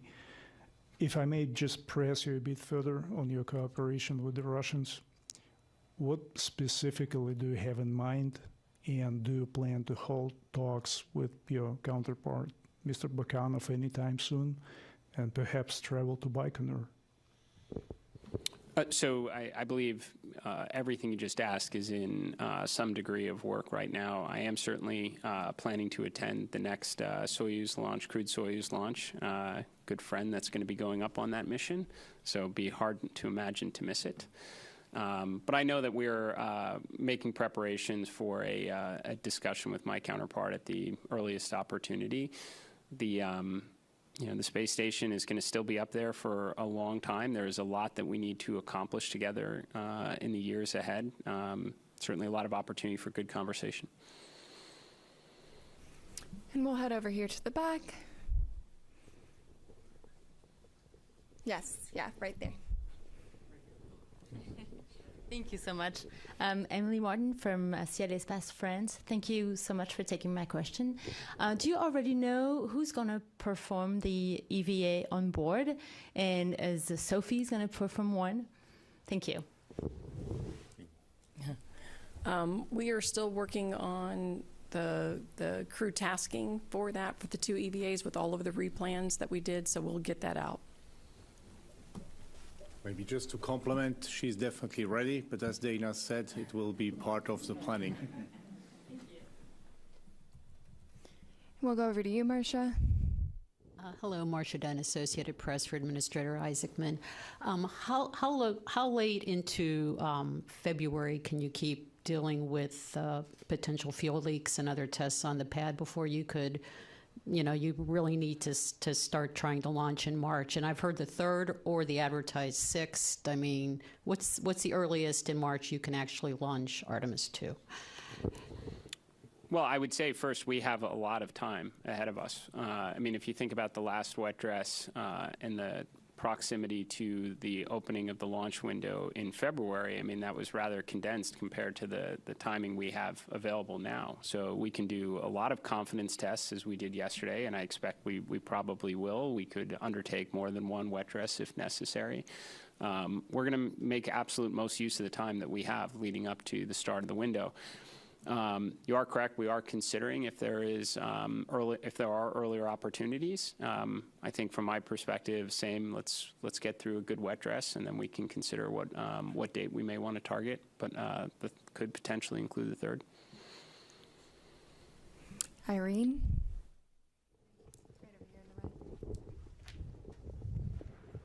Thanks. Irene Klotz with Aviation Week. Jared, there was a report recently that OMB had directed some science funding to either suspend or halt. Can you explain what that is, and if that's actually missions or is that some logistics? So I think I'm aware of what you're referring to. I mean, that was, really incorrect reporting. Very routine correspondence between the CFO office and our various mission directorate and centers as we were gathering information as part of the apportionment process. So I would definitely, anyone who has any questions as it relates to those science missions, to take a look at the NASA official quote that was provided to the reporter, although I don't think they actually included the entirety of it. Makes very clear that there are no missions that are being canceled or terminated. This was entirely an information gathering exercise that has been completely routine. I can tell you any of those quotes that go out before I have an opportunity to review in advance and fully stand behind. And we have one question in the back over here. Thank you. Ken Kramer, Space Up Close. Thanks for doing this. It was a spectacular launch. Congratulations to everybody. I'm a scientist, and you just talked about science, and I'm a chemist. I want to ask you about Mars, since you already mentioned Perseverance. She's collecting samples to bring back. It's the best chance to find life beyond Earth. The budget was cut this year. I'd like to know, what is your position on Mars sample return? Are you going to fortify it? Is it going to be a priority, I hope? Well, I mean, first, just to clarify, I mean, the cancellation of the Mars sample return as it was constructed, predated even this year's budget cycle. The way that was constructed was not economical, nor would it have been really achievable. All that aside, am I interested in getting those samples back? You bet. I mean, I've said it many times, this is an opportunity for what could be the most consequential discovery in human history. And I do believe that Congress made available additional funds in the latest appropriations for us to begin, evaluating various possibilities on how we could potentially retrieve those samples. So it's certainly very early, but we've been given the opportunity to rethink our approach, hopefully be able to do it in a very affordable, and if there is such a thing as an expedited way when you go to Mars and back. So. And we have a question online from James Dowling-Healy from West Hartford Community Interactive. So we'll go to you, James. Good morning. James Dowling-Healy, West Hartford Community Interactive. My question is for Administrator Isaacman. Given the launch of this new mission and your robust public relations efforts, will we see the return of any of the paused outreach methods, such as the web version of Spot the Station, This Week at NASA, NASA TV, or any of the archived social media accounts? Thank you. I mean, we are certainly committed to being as transparent as we possibly can and keeping the public informed of all the exciting, undertakings we have at NASA right now. So I can't necessarily comment on any of the specific avenues you mentioned, and I think it's probably very unlikely that we're bringing back any archived social media accounts. Even if it's a relatively unpopular opinion, I actually think we should be consolidating further and trying to get more quality out than general quantity. I think that's one of the best ways to get the public engaged in our mission. But all that said, I can assure you, whatever the, and as somebody who is a outside observer for a long time, I'm certainly committed to increasing the rate of information sharing with the interested community. And it looks like we have one last question in the room, so we'll go over here. Hi, Aaron Gilchrist with NBC News, and my question, Administrator, is actually in the same vein as the one you just got. I'm curious about your message to folks who are not astrophiles, people who maybe got up this morning and saw their first launch ever, or they woke their kids up to see their first launch ever on all the platforms where it was available. What do you say to people to help them understand why these launches, these missions are important, why they are of value to folks who maybe aren't astrophiles? I mean, it's to me, I guess it's just, I have a bias here, but it's just hard to imagine that there are that many people who haven't looked up at the sky at night and wondered what's out there or not. I mean, we here at NASA are leading the greatest, what I think is the greatest adventure in human history, and what we may find, what we could learn, which could have meaningful benefit back here on Earth, as it's proven throughout the entire history of the space program. New technology, economic potential, new sources of energy and power, and just satisfying the curiosity that we all might have. I think that as a society, we invest an awful lot in trying to address, the challenges of the day, the imperfections that are in life, and you can always put a small percentage, as we do, in trying to make progress for the future and to inspire our kids to want to grow up and dream bigger. I think that's what we do here. And with that, if there are no more questions, we will wrap up this press conference. On the screen, you will find a link that will take you to our Crew-12 coverage, and you can find all of our highlights from today's launch. Thanks for joining.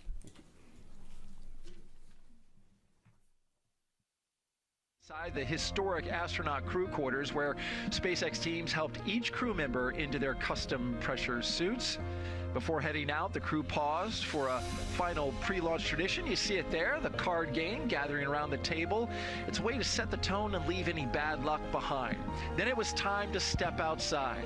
The crew walked out to greet family, friends, and supporters, following a path walked by every NASA astronaut since Apollo 7 in 1968. A short time later, the crew climbed into their Teslas, beginning the ride out to Launch Complex 40, escorted by security through Kennedy Space Center and onto the Cape Canaveral Space Force Station. As they arrived at the pad, the crew got out and got their first close-up look at the Falcon 9 rocket that you see there. And then they walked across their crew access arm in pairs, first the commander and pilot, then the mission specialist, and then we saw them climb into Dragon and get into their seats for flight. Inside the spacecraft, seats were rotated into position, and the suit leak checks were performed as the countdown continued. Ignition and liftoff. Go Falcon, go Dragon, and Godspeed Crew-12. And liftoff. Freedom flies bound for the International Space Station. 1.7 million pounds of thrust now propelling Falcon 9, Crew-12. Vehicle is pitching downrange, and all 9 Merlin vehicles have lit. We're getting good call-outs on the first stage performance and propulsion so far.